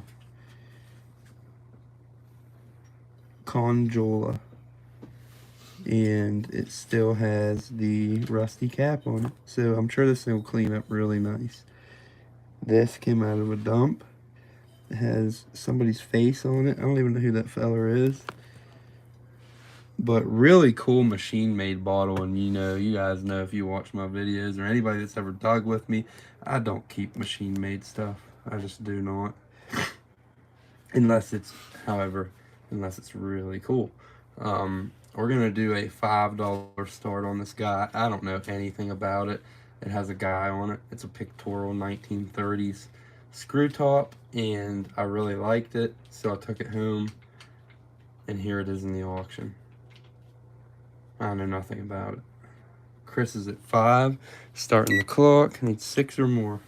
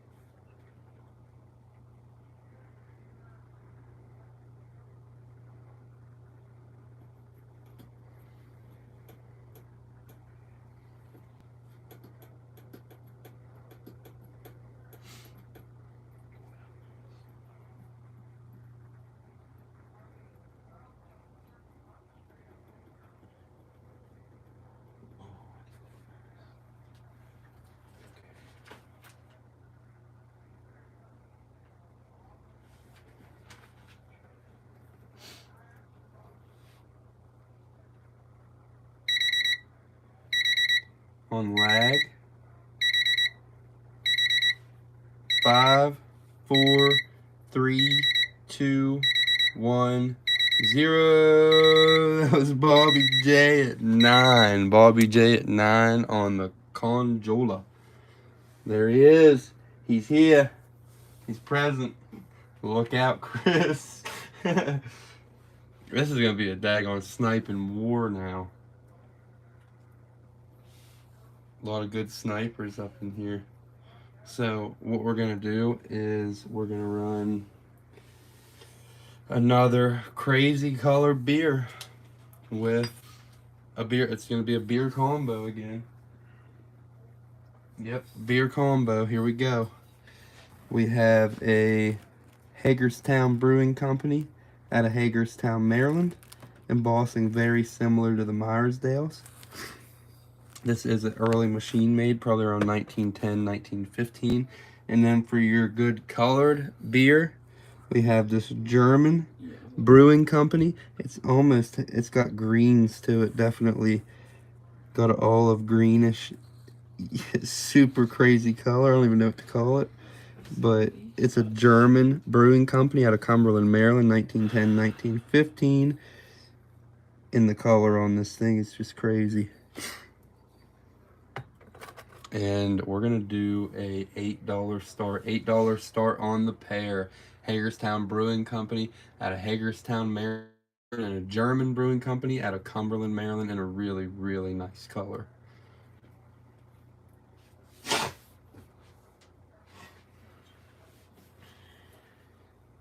Drafts look is for like $80. You started at 70.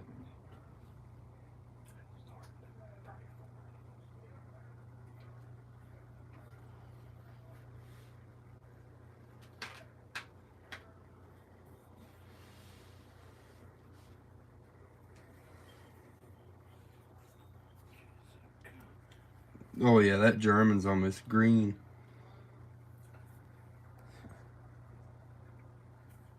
Krista's at 8, starting the clock. Need 9 or more. It's definitely a really, really weird color for a beer bottle.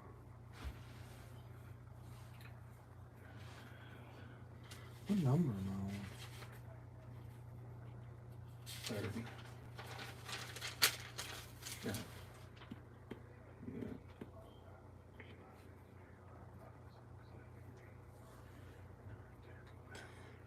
Next is the scarce Court Myersdale Brewing Company out of Myersdale, PA, and for some reason there has been an absolute, I don't know, people has been wanting this bottle so bad.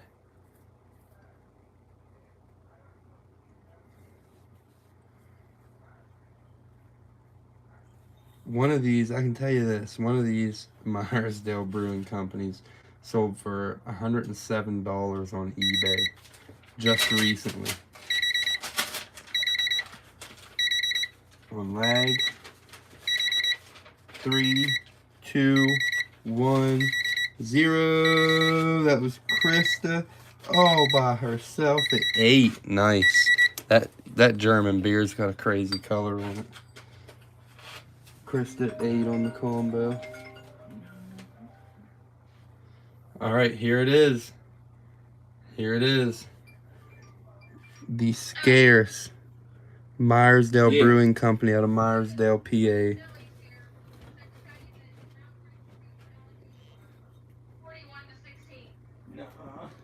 They beat them 41-16.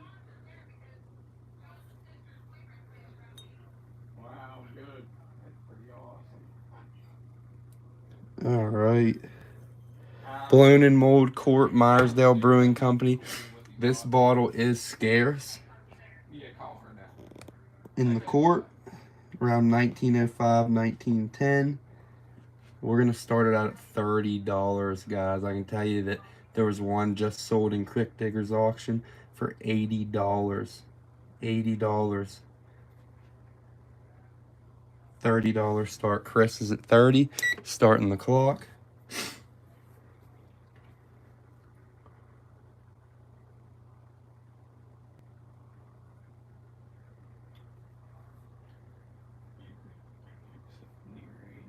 Need 31 or more.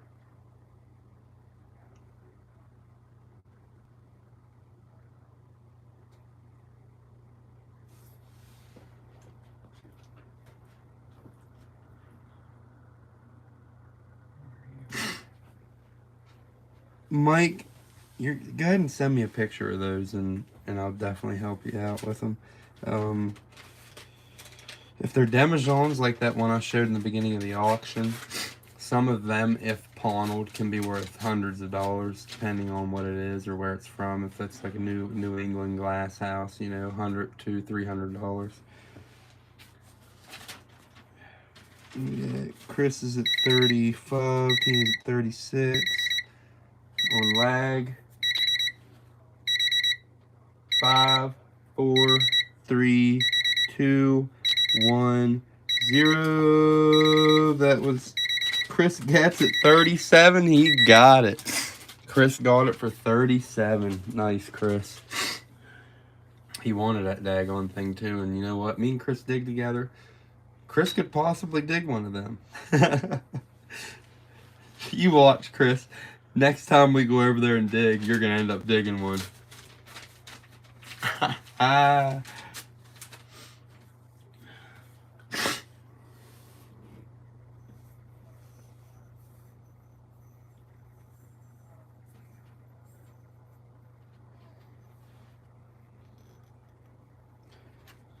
You guys can upbid if you want to. However, if you upbid and the bid is in, the bid counts. Next, let's do it. We got a Johnston and Company out of Philadelphia, 1860 soda bottle. Has the nice block letter J on the reverse. Getting early with the soda bottles now. Johnston and Company out of Philly, 1860s soda. We're gonna do a $20 start. $20 start on the Johnston and Company 1860s squat soda out of Philly. This is Privy Doug, just not by me.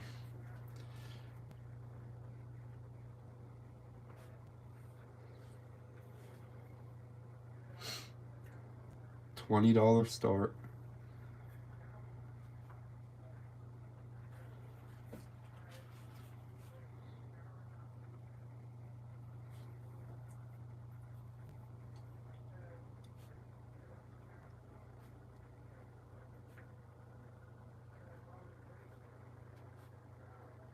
$18.60s Johnston and Company out of Philly. Nice early mid 1800s soda bottle.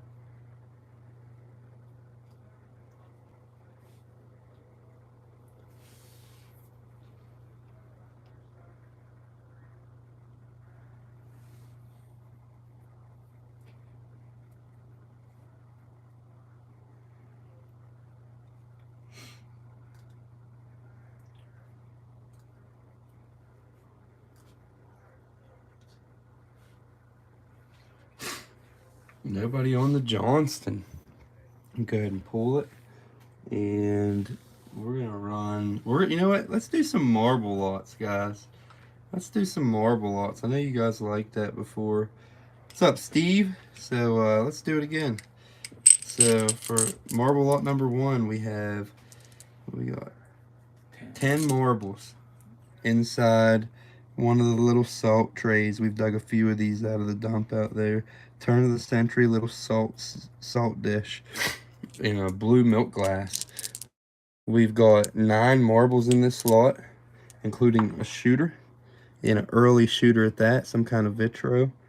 Early shooter, and a black Bennington, guys. You don't see these black Benningtons very often.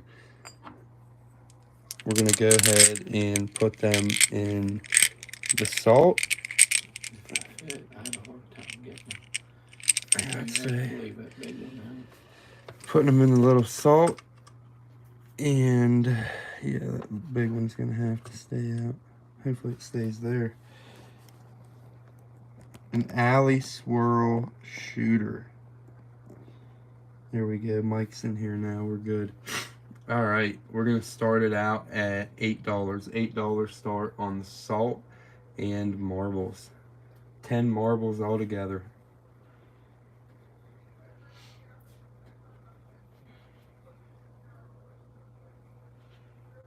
Chris is at 8, starting the clock.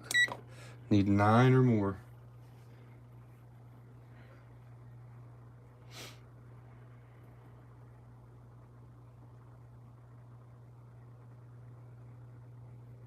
Spud's at 9, need 10.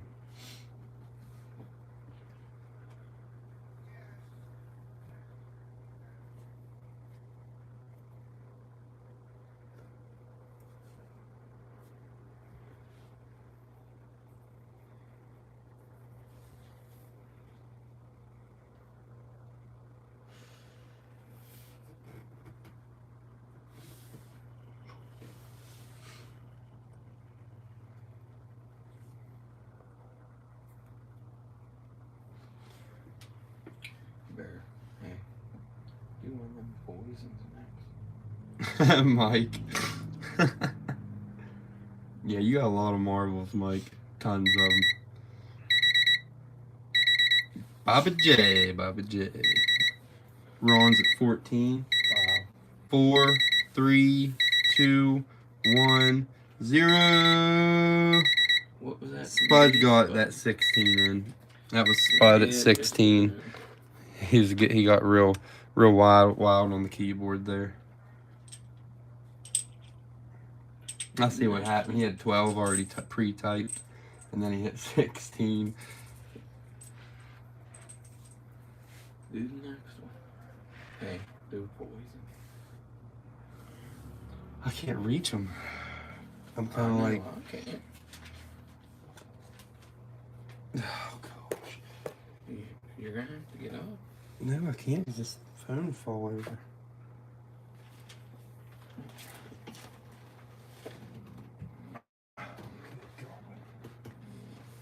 There's still another one.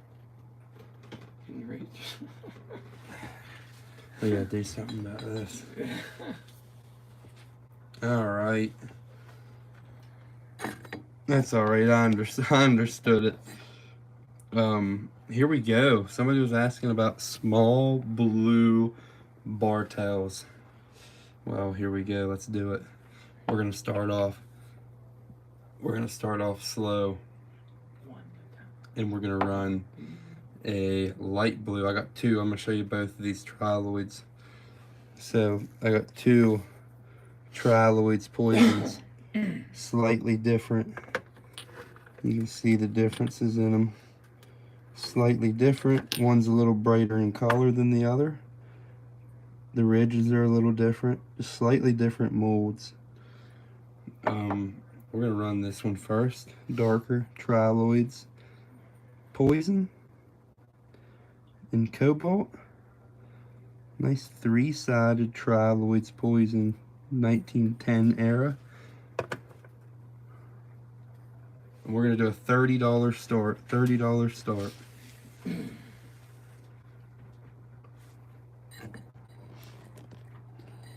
$30 start on the cobalt triloids poison. Chris is at 30, starting the clock.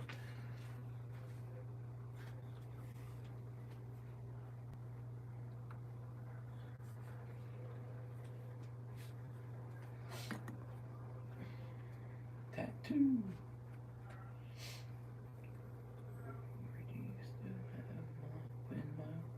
You got Rick Taylor's Venmo? Rick, I might. I should. I'm not too sure. I'll have to check after the auction. I tell you what, guys, like I said before, if you look me up on Facebook and add my personal Facebook account, or you can just follow the Time Travelers on Facebook, and if you message me on either of those two platforms, it makes things so much easier. Like emails, I don't always catch.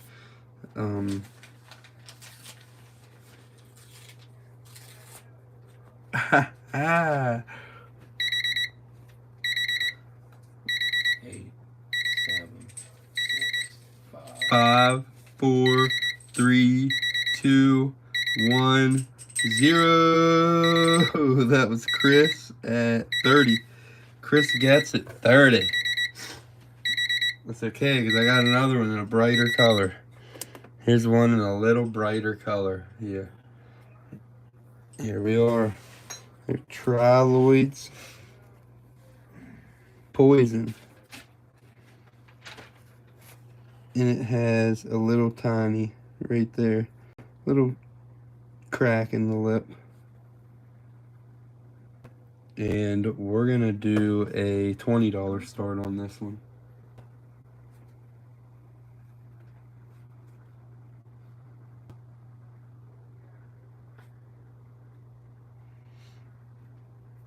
$20 start on the triloids.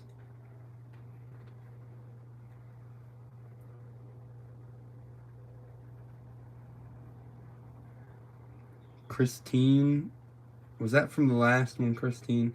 Christine might be lagging a little bit.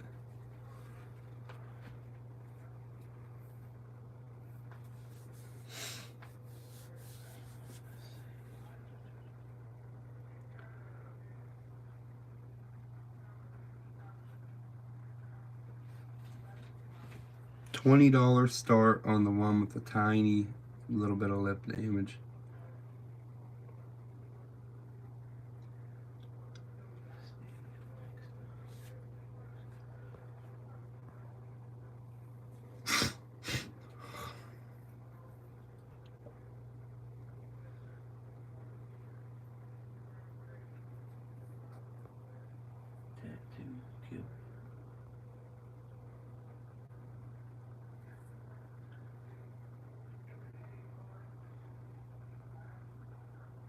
What did he do? What? Rowan's at 20, starting the clock. Need 21 or more.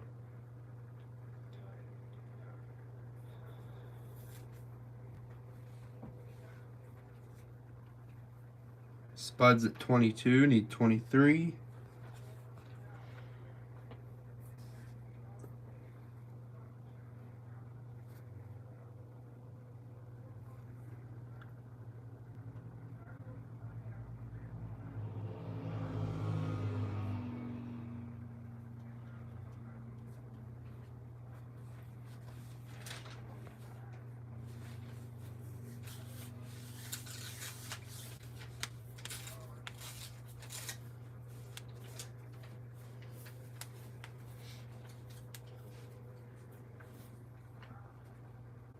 Christine's at 24, Spud's at 25. Dang, he is on top of everything.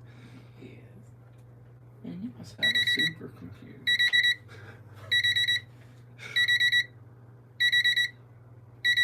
4, 3, 2, 1, 0. That was Spud at 27.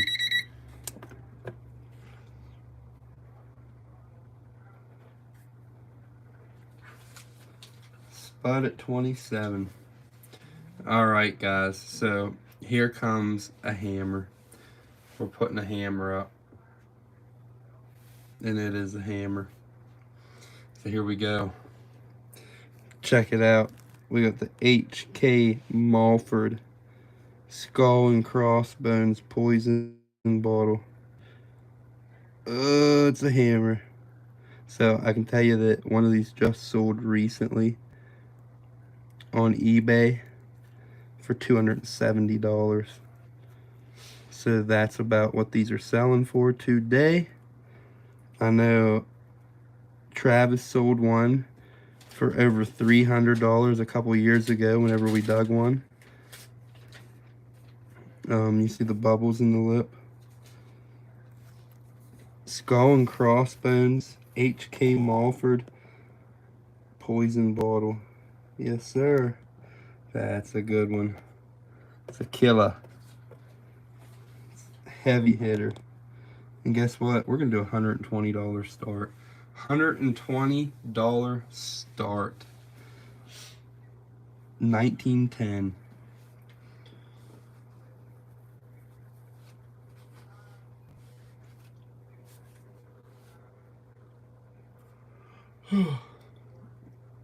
It's not even that late, is it? For some reason, I'm tired. $120 start on the Skull and Crossbones H.K. Mulford Poison Bottle. 1910 era.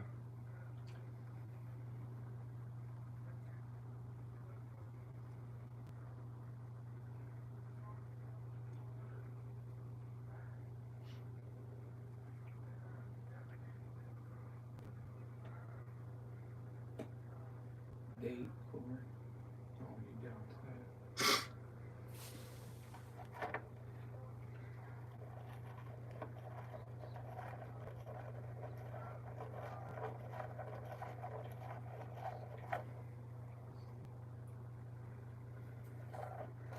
Who's that?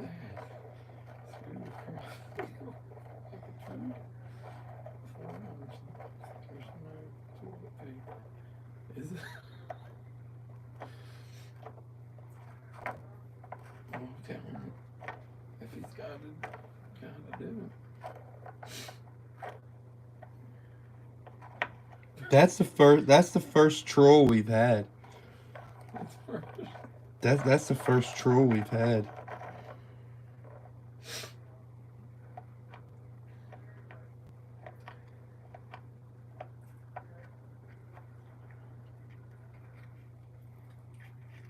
I can do 110 start. I could do 110 start. 110 start. Like I said, guys, one of these just sold on eBay recently for $270. Chris is at 110, starting the clock. Okay.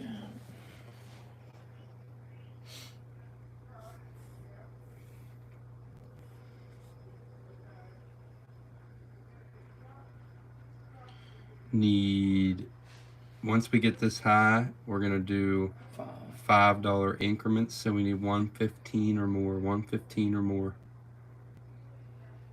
This is a killer poison bottle, guys. In 8 years of digging, I've dug one ever.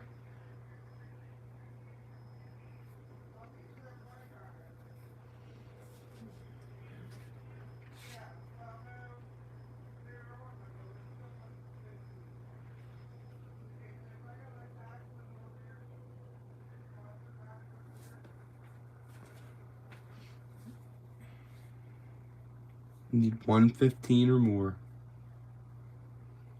Tina's at 115. Need 120. 7, 6, Chris is at 120. 4, 3, 2, 1, 0. Right on. Tina, one. We gotta have Not increments bad. of 5. Increments that's of right. 5, Tina. That was Chris at 120. Chris at 120 on the poison. That's still an incredible deal on that bottle. Incredible deal on that bottle.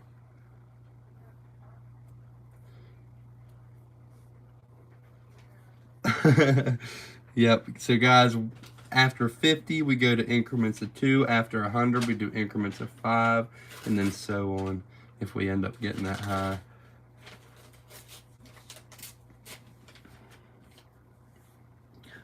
All right. Let's get down with the Hutchisons now. One rare bottle after another. Here we go. So here we have a Hostetler Bottling Works out of Myersdale, PA, with registered on the heel. Glassworks, DOC. The stop part of the stopper is still in the bottle. Hostetler Bottling Works out of Myersdale, PA. These were dug and are on video. We will be posting the video up soon. It was an epic dig. We dug a green rice and poison. Some crazy stuff came out. We're going to do $100 start on this hutch, guys. $100 start. Rare Myersdale or Hostetler Bottling Works out of Myersdale, PA. This is a rare. Nice little green streak in it, too. This is a nice rare Hutchison bottle. $100 start.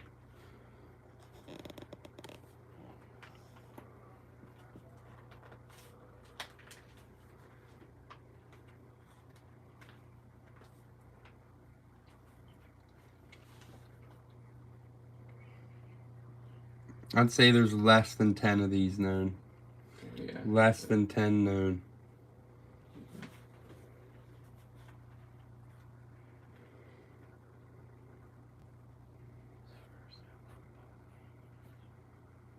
Holy crap, Mike.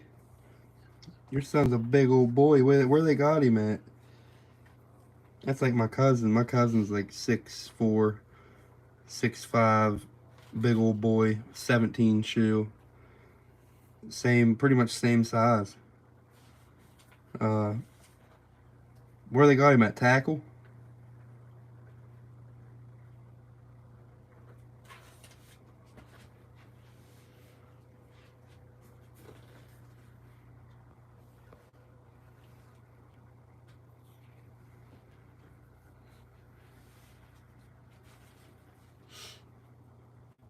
Lee, there are big poisons. Maybe not like that. I don't know if Malford had a larger size than that, but there are cobalts in large sizes. Pulling the Hostetler. I have another Hostetler that's a different variant, but it's also $100 start. I'm going to go ahead and switch up, and we're going to run a nice porter style A.R. Cox out of Norristown, PA, in an almost mint green. Look at the color on this bad boy. It does have a little tiny pry mark right there. Look at the apply, nice applied lip. 1860s. Nice Norristown, PA. Squat porter ale. We're going to start this one out at $30. $30 start. Excellent color on this thing. 1860s, Civil War era. A.R. Cox out of Norristown, PA. Beautiful porter ale. I've seen where some of these porters are also soda bottles too, so not always ale.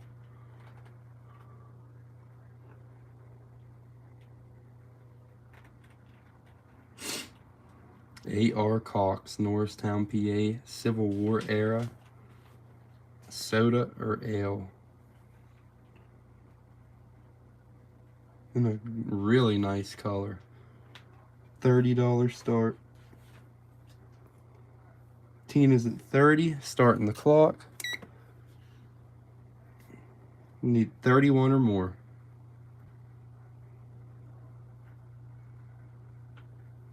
What am I on? 36. At least I try to get maybe 45. Lee's at 33, need 34. Here's the next two. I'm gonna try it, my tooth's pounding. 3.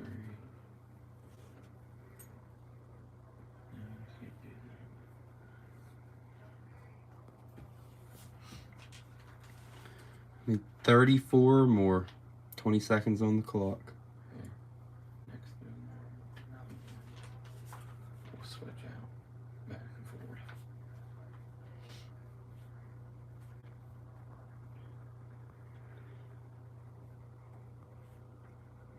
Oh, that's awesome, Mike. I played nose guard in high school. I was only 200 pounds. 5. 4, 3, 2, 1, 0. That was Tina at 36. Nice, Tina. Tina at 36. I was a nose guard and fullback on offense. I started both ways and loved nose guard. You know, I can remember whenever the coach told me he wanted to put me at nose guard because I was, 200 pounds and I was fast. 8th grade, you was hitting weights. Yeah. They put me at nose guard. I was not happy about it. I did not know I was going to be running the ball that year either. But our starting fullback ended up getting, what did he get? Shin splints real bad. And he couldn't run great. And I was fast. I was fast and I was strong. I've been in the gym since I was like 12. So, coming into high school, I was benching in the upper 300s the whole way through high school, and nose guard was my position. I loved it. So he's in a really, really good spot. How many sacks did I have? 14 my senior year. Yeah. 14 sacks my senior year at nose guard, and I wouldn't have chose any other position. I think there's 20 in that one. 20. There's nothing like smashing the center back into the quarterback. The good one's on top. Don't mess it up. I see it. There's 20. Yeah. So, All right, 20 marbles in this, and Mike, you might be able to tell us. Oh, daggone it. why do you do that? But it's hard. You got the light off. I can't see nothing. Oh, I can't even reach it.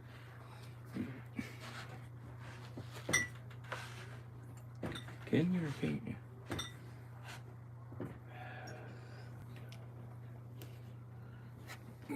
Alright, we got it. 20 marbles in this lot. We definitely got some interesting ones in here. I'm going to show you this one right here first because I'm not too sure what it is. Mike probably knows. It's like a lime green with a gray, kind of like a gray streak around it. Solid. Here's another one that's strange that I've not seen. It almost looks like a candy cane or some kind of Christmas marble. It's red, green, and white. It even has some pink in there. Definitely a really cool looking marble. There's a lot of really nice stuff in this cup. An acro limeade, nice. That's a good one. And once again, the shot glasses. This was a non-payer, so they're all being run again. We're gonna do a $15 start on this lot. $15 start.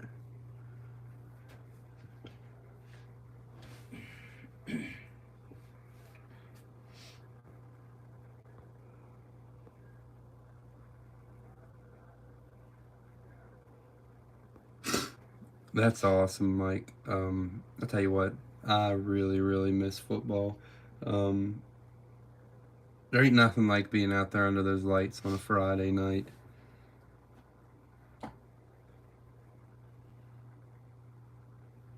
$15 start for the lot of 20 marbles. There's probably a marble in there by itself worth 15 bucks. The shot glass, very much so, could be old as well, because I dug this out of the dump and it's also pretty much the same color. Little bull. Starting the clock. Kara's at 15, needs 16.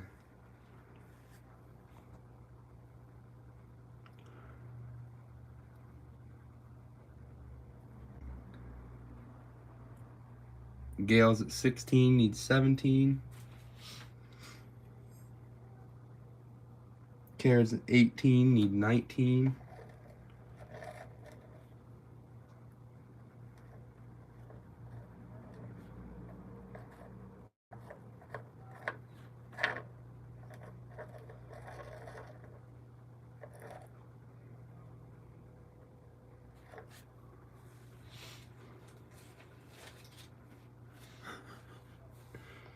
Where'd this table come from?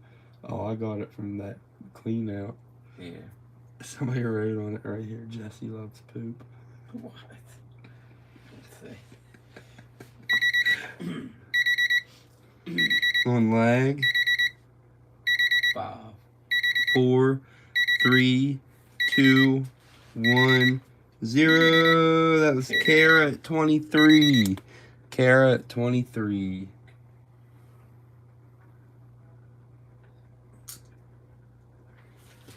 Okay, next. Alright, we're going to do a hutch next.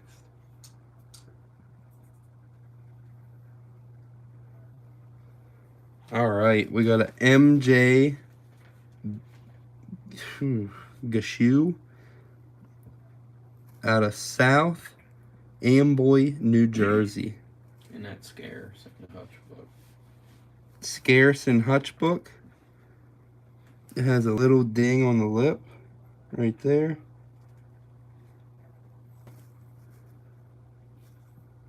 Nice scarce hutch.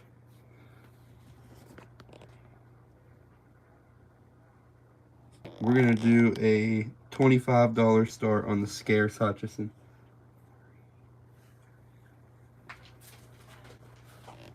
$25 start on the scarce hutch. Okay. That one is too scarce. That one's cool. Yeah. That one says live and let live on it. Chris is at 25, starting the clock. Need 26 or more.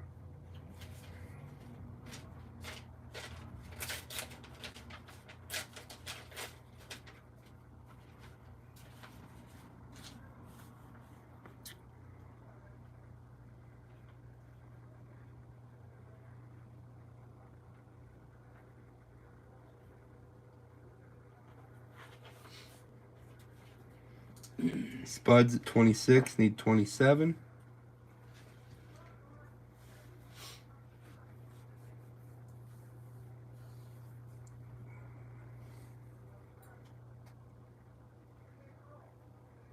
And that thing's about meant to. There's a little haze on the inside.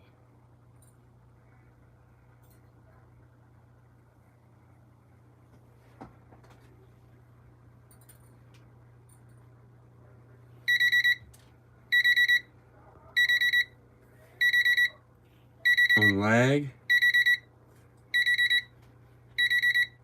2, 1, 0. That was, oh, Chris, you were just out, man. That was Spud at 29. Yep. More. All right. Let's keep killing the marbles. Got another 20. glass of killer morbs there. Anything and everything in there. Who knows? We got a turn of the century, 1880s, 1890s, somewhere around in there. Shot glass that came out of a privy. 20 in it. 20 marbles in this one as well. We're going to do a $15 start. $15 start. 20 marbles in a 1890s turn of the century shot glass.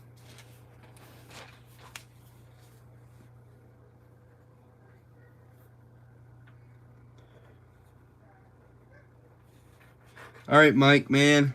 I guess you can't tell him good luck now, but good luck to your son and his team, and you have a nice night, man. You're supposed to look at these bottles or something. Yeah, I'm gonna.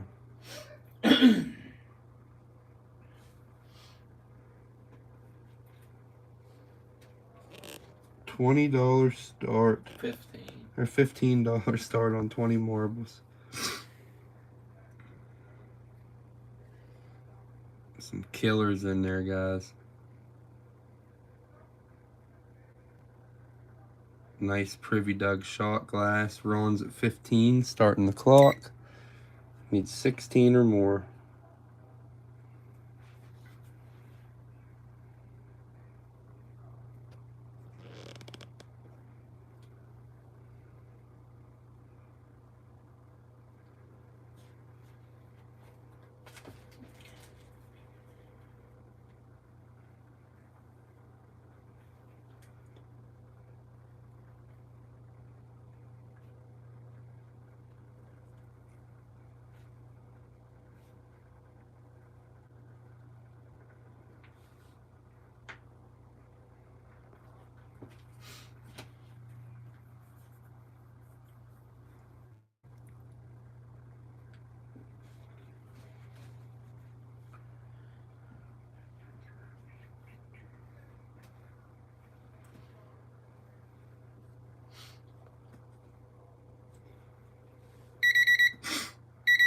On lag.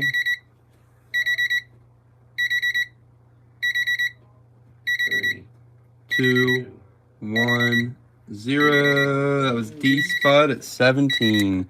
D Spud at 17 on that lot. Okay, there's next. All right, we're going to do another pony.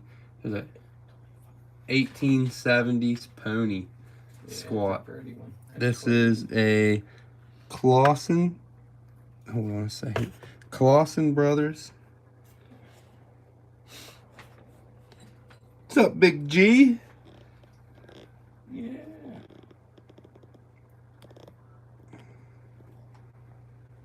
It's G Christopher up in the house. What's up, man? I ain't seen you in a minute. All right, here it is. Kloss Brothers out of Elizabeth, New Jersey. This is an 1870s pony squat. And we're going to do a $25 start. $25 start. Oh, Christine, you're still lagging real bad. I wish I could help you. Give her lag. Do a lag check. Yeah, but she's just her connection's just not good right now. $25 start.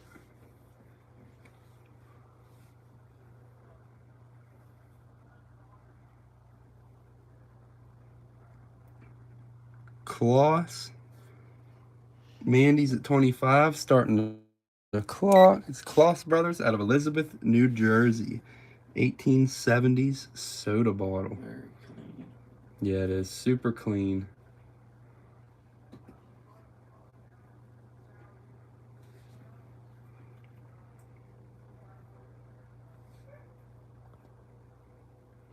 Need 26 or more.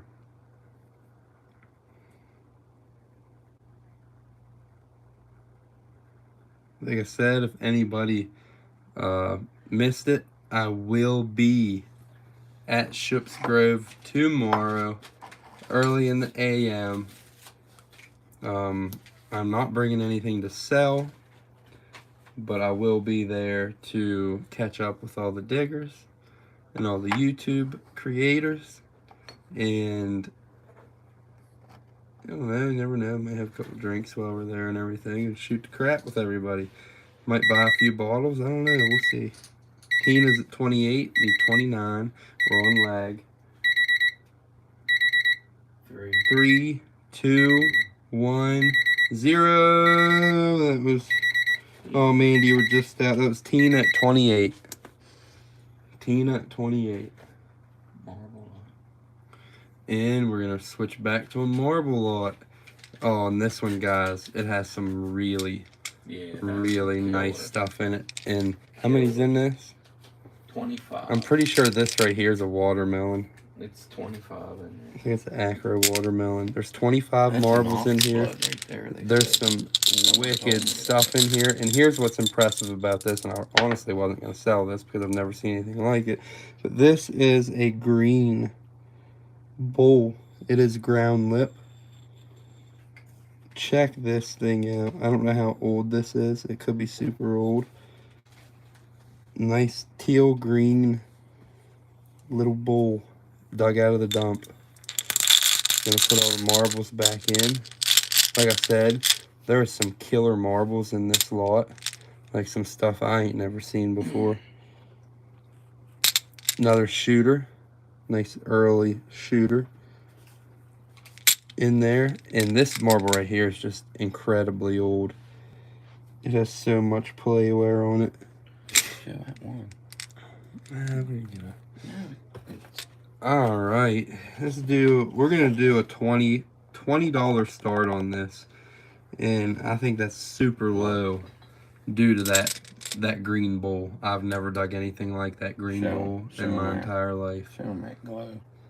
And there's the glow. Nice glowing marbles. $20 start.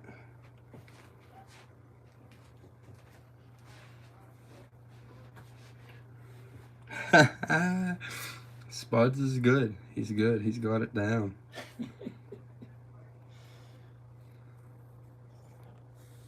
Nice green ground lip bowl with 25 marbles. $20 start. And like I said, there's some killer marbles in this bowl here.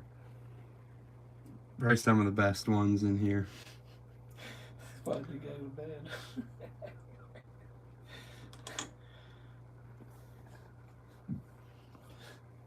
$20 start. That's funny with Christina.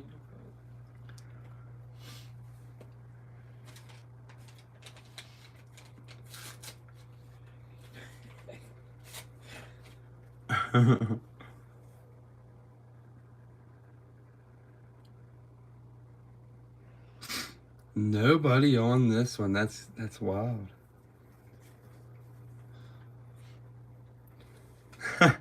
Christina's always trying to send him to bed. Hey, we're making hot dogs.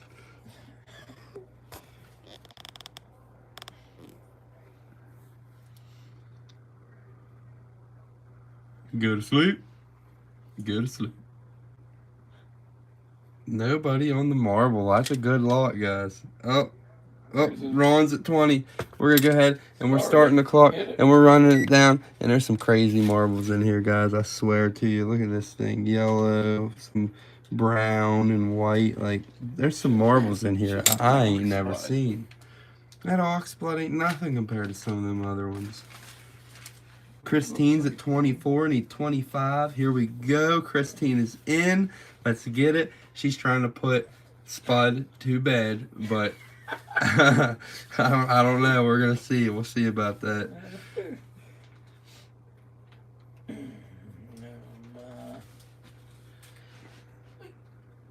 some more. Right here. And I don't know what else you got. Is that Live and Let Live soda? Yeah, That's cool. Not, it's scarce. And It's wicked. it's almost like bluish green. I'm like having to like hold my camera still, guys, so that's why I'm a little shaky here. I'm trying to keep it from falling over. Uh-oh. What's lag? 3, 2, 1, 0. That's D Spud at 26. Christine, you're just out. Oh my gosh. How? How is this even possible?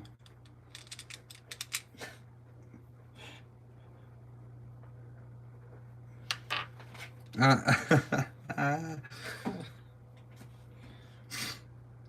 got him. Get this. Check this thing out. This was in that. This marble was like a malfunctioned marble. Something happened to that sucker.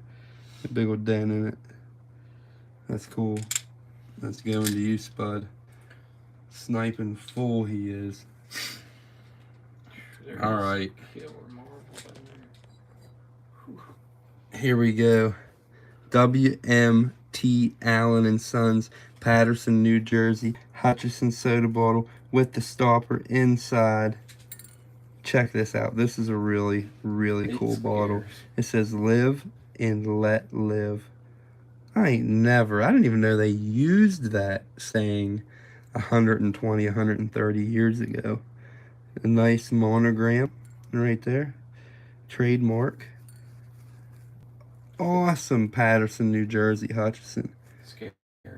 Scarce in Hutch book. Live and let live. That is wicked. That's wild. This is a really, really cool hutch. I did debate on keeping it just because of the live and let live, but we're going to go ahead and start it out at $30. $30 start on the Scarce hutch. Really, really nice hutch right here.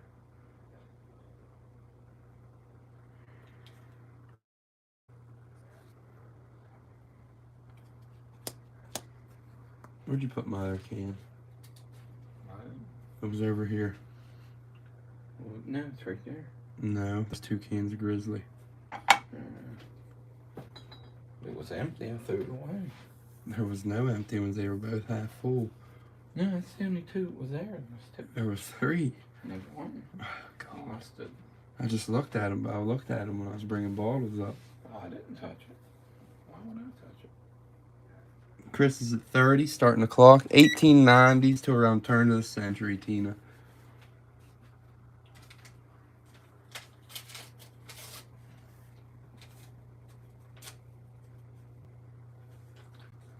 Oh, no, you didn't. I see it.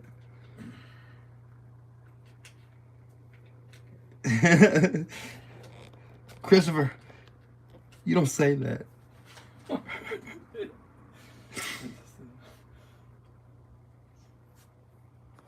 Spud is watching everybody. He's watching everyone. He has a supercomputer. He got something. He's like I think he works for the Department of Defense or something like that. He's knows what you're doing. He knows your next move. You might as well just forget it. Tina's at 32, need 33.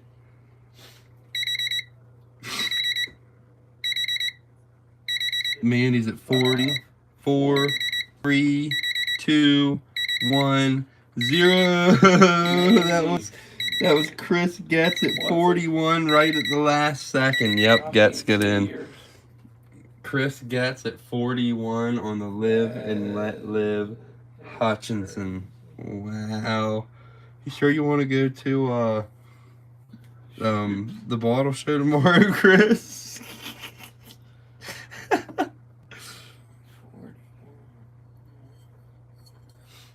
All right. What number's that? You got probably 3 more. You can What number am I on? 41. Yeah. You can do a couple. All right, I'm go to 45. Oh, Yeah. give me a break. No, you got this.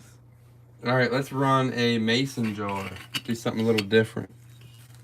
We're gonna run a Mason's CFJ. Why would you do that? Oh, Chris, I couldn't do that to you. Maybe we'll go next year. Mason's CFJ patent, November 30th, 1858. Actually, I think they have 2 a year. Nice ground lip. There is no damage on this ground lip. She is pretty ground lip there.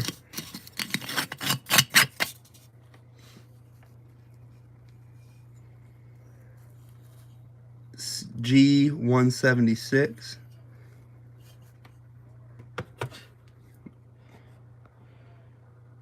I don't know what an M-Doc is. What's that? I don't know. What's that? Something Department of Corrections. Nah, it's probably something more serious than that. I don't know. Well, MDOC's Maryland, Ocean City. What? All right. Let's do a $15 start on this guy. $15 start. Really, really nice. A medical doctor. Oh. So he's very smart. $15 start on the Mason CFJ. Patent November 30th, 1858. Ground lip. This is an 1890s-ish jar. Really nice condition. A little bit of whittle to it. Looking good.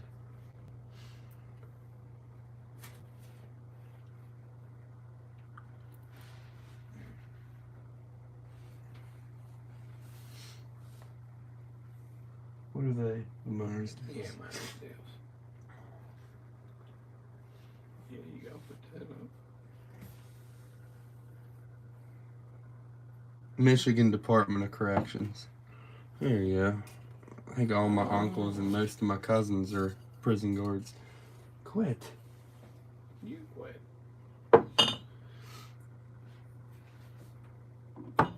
All right, so here we go.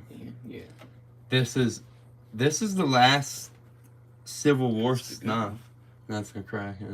This is the last Civil War snuff I have to run. This is it right here. This is the last one I see up here. Yep, this is the last one. And it is like a yellow amber. It does have a little flake in the lip right there. But other than that, it looks good. Displays good. It has a open bubble right there. That's not a crack. That's an open bubble. Like a bubble on the outside of the glass. We're going to do the snuff. And we're going to do this Magnolia Bomb. This one's strange. Check out the base on this. It's all swirled. I think it wants to be ponned. It wants to be ponned really, really bad. It just ain't. But it's definitely strange. Strange defect during the making process, the mold process. You see the waves all through it. Another early one. Nice flared lip. 1860s. Haggins and an 1860s snuff. And we're going to do a $20 start. $20 start on the pair. And this is it for the snuffs right here. No more.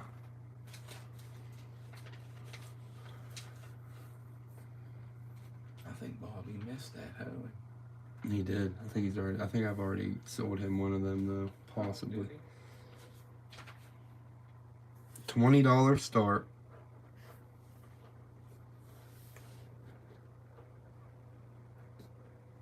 And That's the giveaway. That's the giveaway. What? Down there. All right. Yep. Hey, Bobby. Look at that, bro. J.P. Brady Bottlers, Lonaconing, Maryland. Only one now. Yep. Only Rastard cat out there. Alright, so here's what we're gonna do. We're gonna put a creepy baby in with it. $20 start. You got that to sell too. That lot. The babies.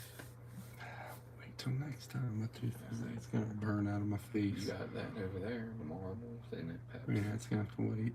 No. Oh yeah. Is it? What? yeah, it is the Amber Lonaconing flask, but I get to guess the number. I get to pick the number and guess it.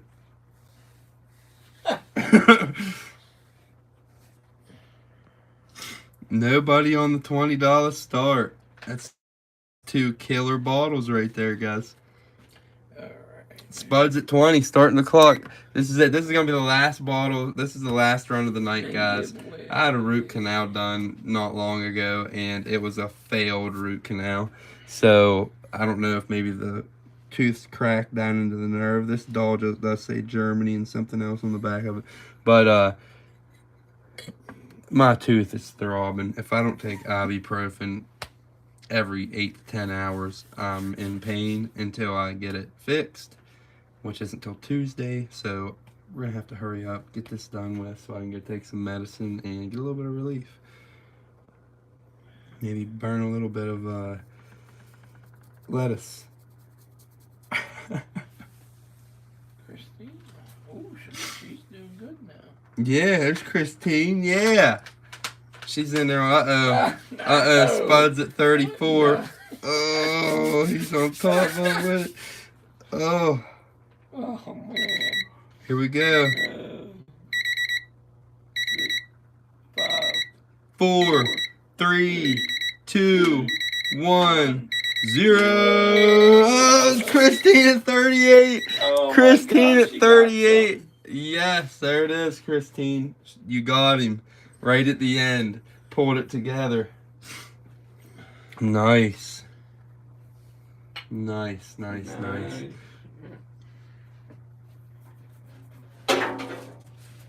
The giveaway is right there. Christine got it. Nice giveaway. Alright, so here's the giveaway tonight.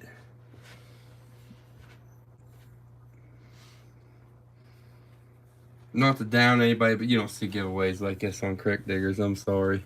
We're giving away 1860s Johnston and Company Philadelphia Squat Soda. We ain't playing around tonight. We're giving this thing away. 1860s Johnston and Company Squat Soda bottle for the giveaway. Let's do it. Yes, you did. That was pretty good too, I must say. So here we go. We got us a Squat Soda bottle for the giveaway. I need a number written down. I'm doing it. Heck yeah. Look at this giveaway.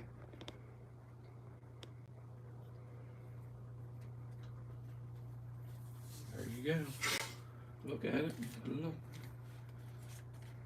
Alright, I got the number. We need a number between 1 and 40. Number between 1 and 40. Go.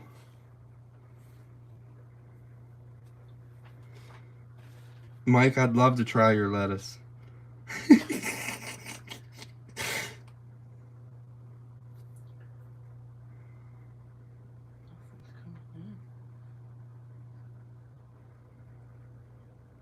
Are you watching? Yeah. But they're coming fast. Mm-hmm.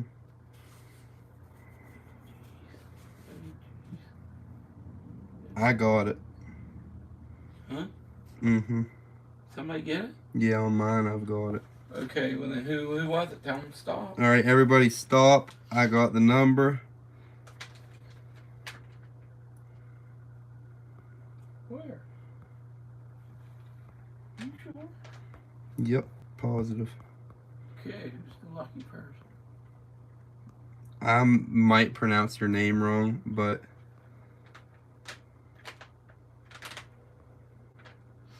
Huh? There's gotta be somebody that's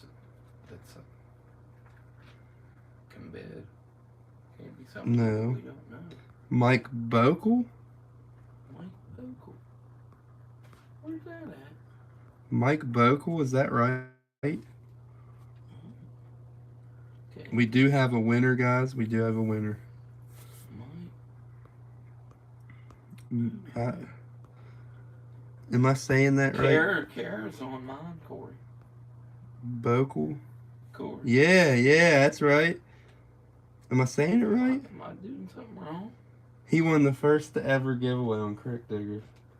Nice. Well, you won. And the number is 17. Oh, look here. No, I don't care what yours says. We're going off of mine.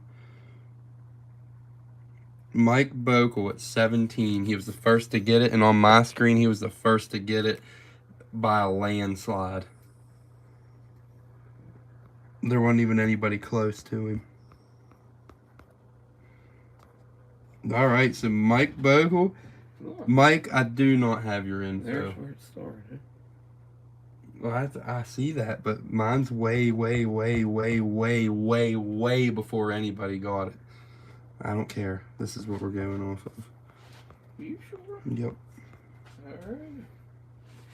Yeah. Mike, I do not have your info anymore. All you have to do is send your info to cjwellings32@gmail.com.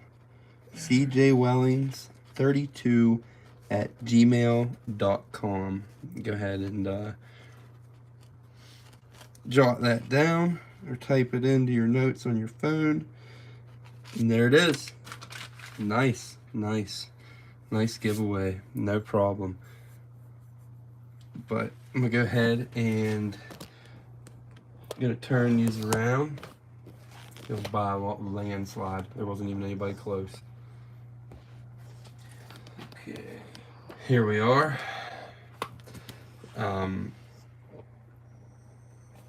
Great auction, and I appreciate everybody coming out like always. Like I said, got a root canal done on a tooth. It's bothered me a lot. You know, it's been a week and a half, 2 weeks now, and after that long, you shouldn't be having pain after a root canal, because that's why you get your root canal done.